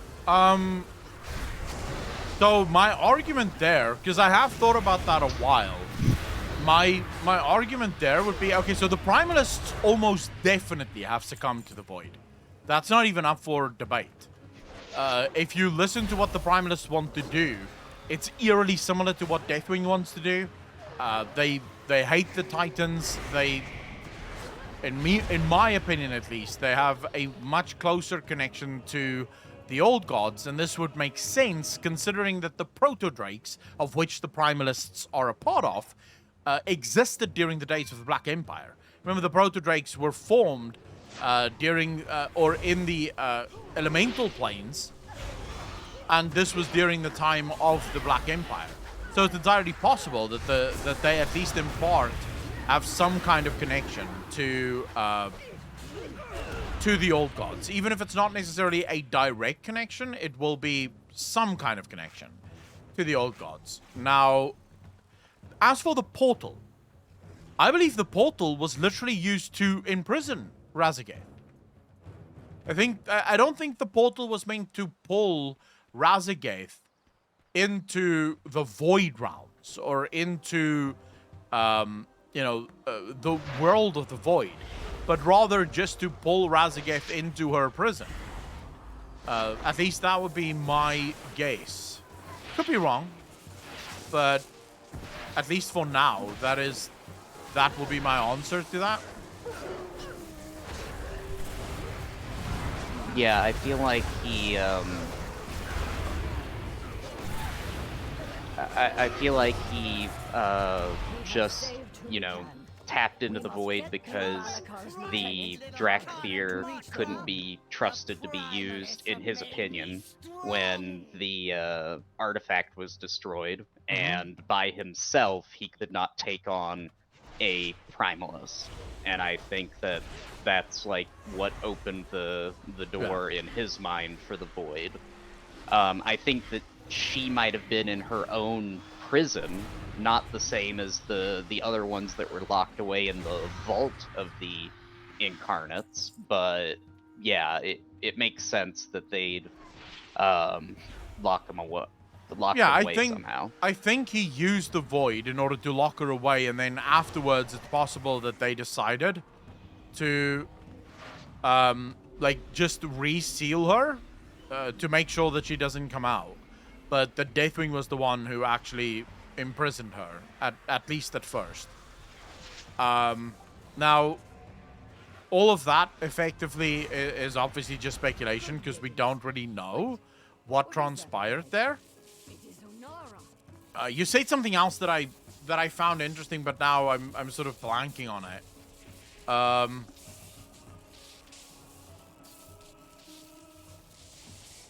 Never mind. Never mind. Did you have anything that you wanted to add to that, Moni? Yeah, I hope we get to see more of the reason for the mortal primalists, why they have gone, gone to worshiping these dragons that definitely want nothing to do with mortal races. Oh, I think I can answer that already. They're elementalists. So these are mortal races that serve the elements and the elemental lords, and because the primalists are effectively the champions of the elemental lords, that's why they were sent to free the primalists, because the primalists, they serve the primalists via serving the elemental lords. So that would be my answer to that. But I remembered the interesting thing that you said that I wanted to comment on. Deathwing's fall. So Deathwing's fall absolutely was the moment that he realized that he could not stand against Razageth alone, and decided to call upon the old gods. And as I explained, the aspects, so the dragon aspects on their own are incredibly, not weak is not the right word, because they are obviously powerful, but they aren't invincible. They're not invulnerable. They can be defeated, and yes, you might, it might be a little push, but it like you have to push yourself, but it's not going to be the hardest fight ever. The dragon aspects were designed to fight in unison. That's where their true power comes from, is the ability to fight together, because together they are nigh unstoppable. Deathwing, for some weird reason, decided that he pretty much always wanted to go it alone. He always had this plan of him and himself can take care of most anything.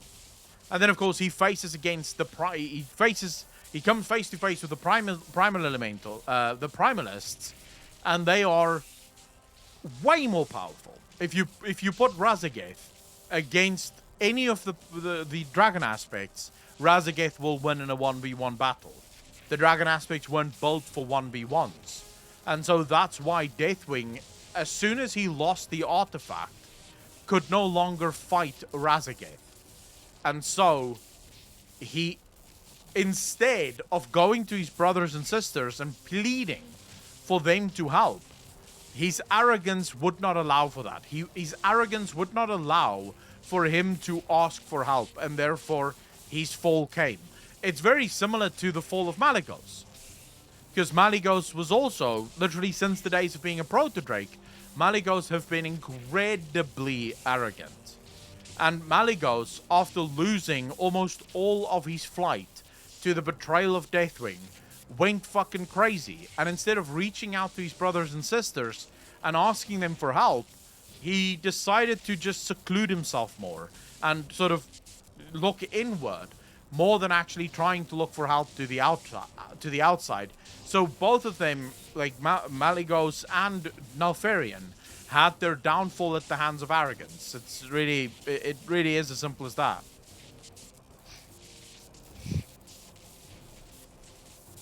But that hopefully answers the question. Oh yeah. All right. Let me see. Where is the? Remember, the guys, if you do have a question that you want to ask, especially for next week when we finish the story, and you can ask about the whole of the Dragon Isles, simply write that in the Discord. Just join the Discord by clicking one of the tabs below. And in the Discord, you will see that there is a Q&A section where you can ask your questions. And we'll cover almost all questions. Well, we won't cover all questions next week, but we'll focus on the questions that is Dragonflight related next week. All right. Okay, I found it. Kind of. Let me just move away here. It's that thing that's making that noise. I'm probably gonna have to stop it before I can actually. Fuck it. I'll just fly away quickly.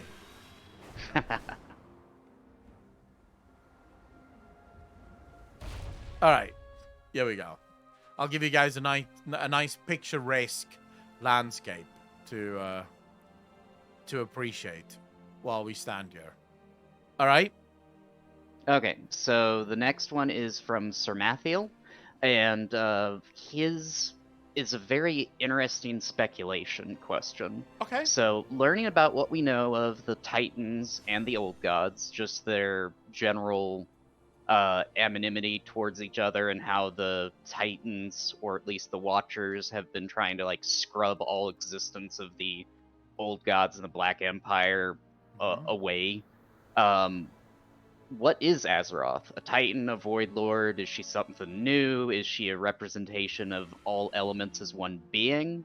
Because now it's been proven that we can't accept the Titans record from like the Chronicles as Holy Writ anymore, because it's very much an not necessarily. I guess it would still be an unreliable narrator, but they are heavily editing what information is actually passed on. Yeah. Well,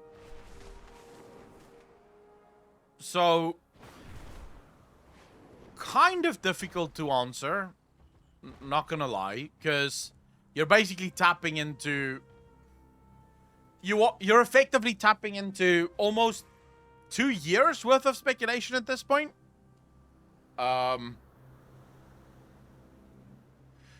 What is Azeroth? Wow. Never before has a simple question like that been so convoluted and so difficult to answer. So the short answer is, or the easy answer is that Azeroth is a Titan. The Titans say it. Right? It's one of their own. They've never found a being quite as powerful as her, but they tell Sargeras that it is one of their own, and that if she is born, she will defeat the Old Gods and the Void Lords and all the others in the universe. But then we start seeing a bunch of interesting things happen, right? Azeroth does not react like any of the Titans. Azeroth, at least from what we can tell, doesn't seem to share whatever the Titans are fucking doing. We start learning that the Titans have been, shall we say, less than forthcoming with the truth about what they've done on Azeroth, what their goals have been on Azeroth, and exactly why we should trust them. You know, we learned that during the days of the Black Empire, things transpired that they don't want us to know about. We learn now that even Nosdormu and the Bronze Dragonflight isn't allowed to visit the days of the Black Empire for some strange reason. They're not allowed to go back there. So there seems to be just like a myriad of questions around who or what the Titans are. We have Sargeras that turns against his own brothers when he finds out the truth of the universe. Now, the Titans tell us that Sargeras learned about the Void, and that's why he went crazy. Sargeras never told us why he went crazy. We never even had an opportunity to speak to Sargeras about this. So that's another problem that we just don't know. I would argue, to my mind, and as I've said many times before, Azeroth is the collection, either Azeroth is the collection of all of the cosmological forces. So this would be going back to the Book of the Brokers and the language of the first ones. This would be the first power that eventually became 3 and then became 6, but that there could even be more of her out there. So Azeroth would be the collection of all of those. Or Azeroth could be the fractal of the 6. As the Brokers again explain, you have 6 forces and then there's a 7th one, but the 7th almost seems to be a fractal of the 6. And then there is the bigger brain theory, which of course I've gone into much detail on, which I believe is the most correct one. But then again, it is my theory, so I would believe that. But I believe that Azeroth is not even of this universe. I don't think... I think Azeroth is something entirely different. And that the Titans, especially now that they're, you know, Deathwing's words come in here where he explains to Thrall that the Titans have broken this world. And that until what the Titans have done is undone, the world will never truly heal. And until... Because it is interesting. Deathwing gives Thrall the power of Azeroth. And Thrall immediately is in agony. And not just because of the weight of the world that pushes down on him, as Deathwing himself experienced, but more that Azeroth herself is in agony. Now, the assumption there is that Azeroth herself is in agony because of the Cataclysm, because Deathwing ripped the planet apart almost. But what if Azeroth has been in agony literally for a very long time? What if that is what ultimately drove Naltharion to try and figure out what the hell is going on here? Is that Azeroth is continuously in agony due to something that the Titans did to her. Something that the Titans are doing to her. And then, yeah, I mean, you have the sword and you have all that shit.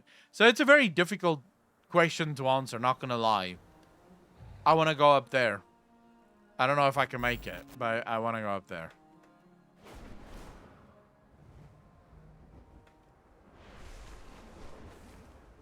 Planned since the Lost Vikings. Might be. Is it even possible to go that high? I mean, I'm assuming it has to be possible, but I'm gonna need more. I'm gonna need more time.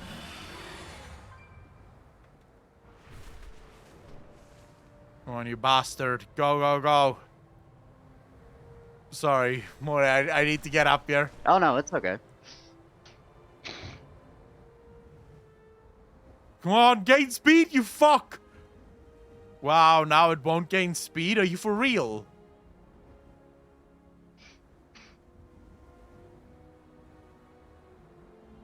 Dude, is it broken? Like, let's just land and wait. Fuck it, we'll just wait for it to... sorry, you wanted to say? Oh, I was gonna say that, I was just gonna go and add go into another question was all. Okay, hold up. No worries. Okay, what's the other question, or the next question? The next one is... I think it's one that's kind of already, like, open and shut, but it's pretty interesting. So, Happy Hippos asks, what's your opinion of Helia and the rising elemental threats? She was banished straight by the Primus when we, you know, rescue the Primus from Torghast. But do you think that the banishment to Helheim might have, like, resulted in freeing her? And is she part, since she was part of the effort in creating the elemental prisons, do you think that she might be using her knowledge to help the Primalists? That's the part that I don't think we have any supporting information for, but it would be interesting to see them try and bring Helia back. But the reason I said that it was kind of open and shut is I believe when we free the Primus and he banishes her, that's supposed to be like, and her threat is done. I mean, personally, I feel like they've been underplaying Helia for a really long time. Like, not gonna lie, Helia has always been one of those characters that is sort of tragically underused and underutilized. So I wouldn't mind, but I don't really have any speculation around Helia. Whatever speculation we had about her has been exhausted in almost, pretty much, yeah. It's been exhausted. whatever speculation might remain, we don't know about yet. We know that Helia still has a vendetta, right? There is also a very good chance that the Primalists, remember, the Primalists wish to undo everything that the Titans have made. This would include Odin and all of his armies. Now, if the Primalists are smart, they would want to employ the help of Helia. Because, well, Helia is Helia, and Helia could very easily help defeat Odin. So, I can see an avenue for Helia's return, but that would be through the, we're going after Odin, so fuck it, let's go.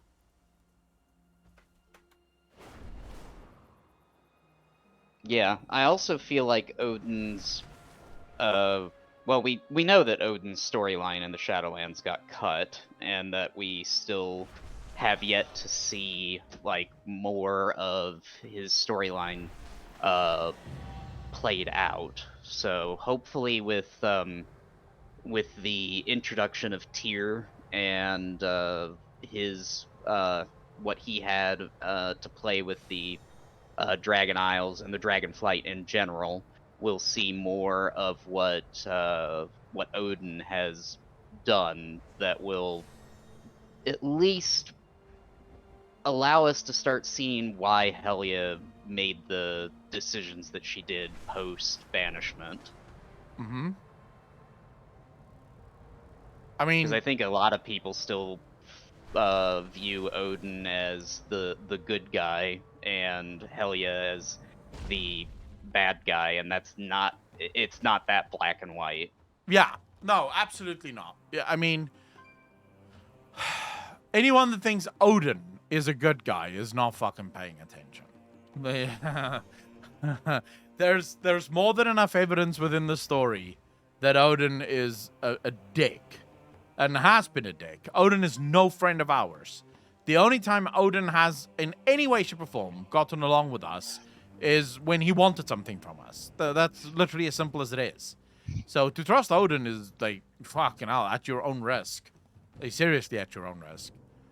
But yeah, like I said, with the whole Helia thing, it's very difficult to know. There is definitely a way for Blizzard to bring Helia back. The question here becomes, how often do you bring a character back before players sort of go, fuck it, right? No more. We know the answer. It turns out it's 3 expansions. When you use Sylvanas 3 expansions in a row, by the 3rd, players are like, fuck me, no more.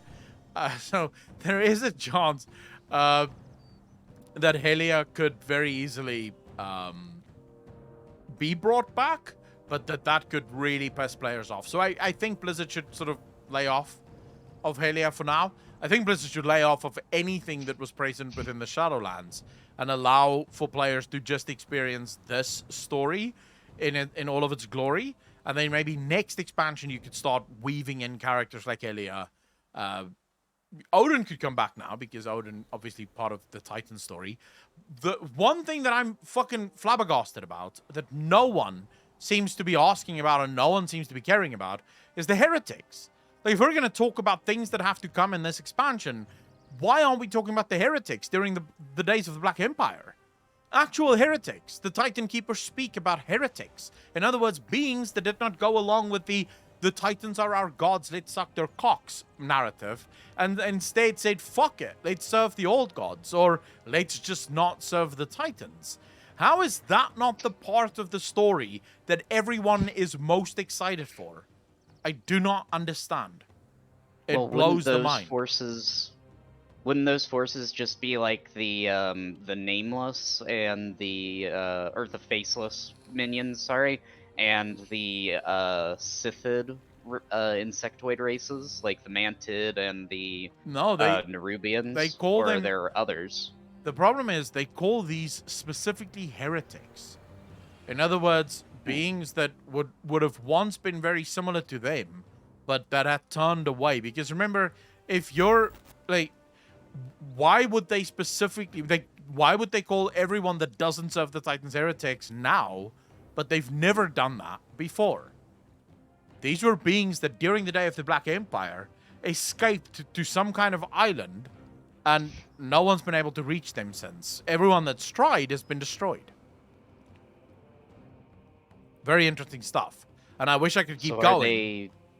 Are they like Titan related entities? I think they're Titan Keepers that saw the truth. That's my opinion. Oh, shit. My opinion is that it's Titan Keepers that realize that the Titans are full of shit. But that's just an opinion. That could be completely wrong, because the Titan Keepers, as far as we can tell, don't seem to have much of a mind of their own. They seem to just sort of do whatever the fuck they were told to do. Except for Odin, which seems to keep doing his own thing.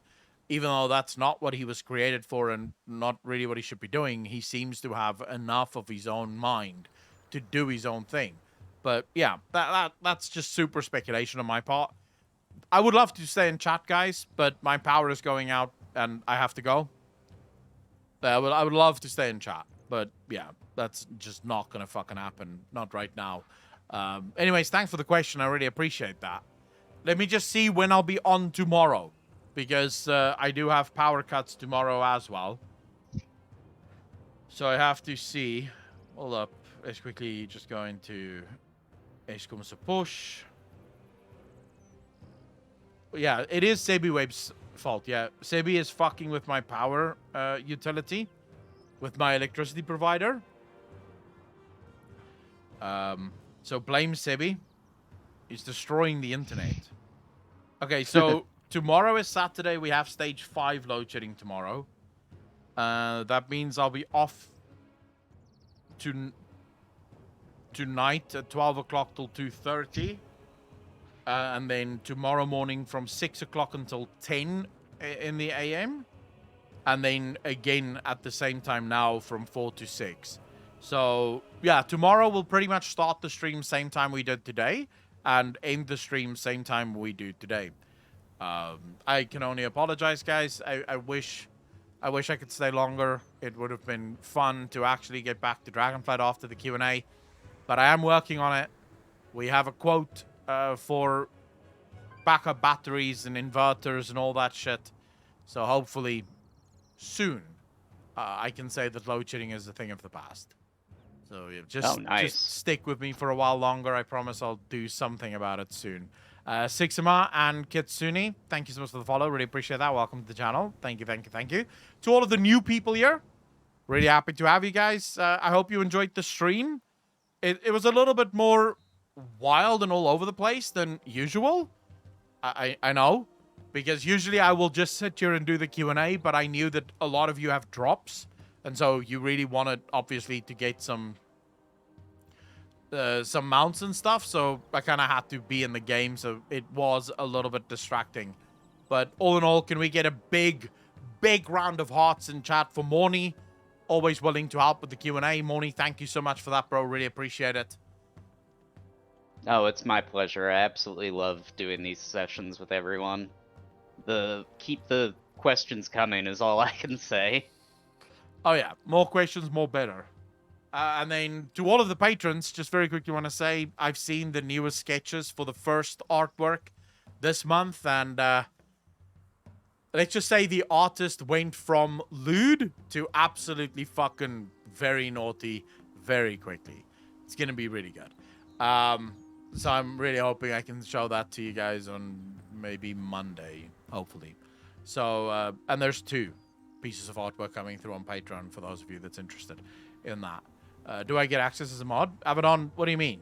To the pictures? No. No, the pictures are for patrons, brother. You get access to all this, the degenerate chat on Twitch. What are you talking about? But no, I'll be back tomorrow.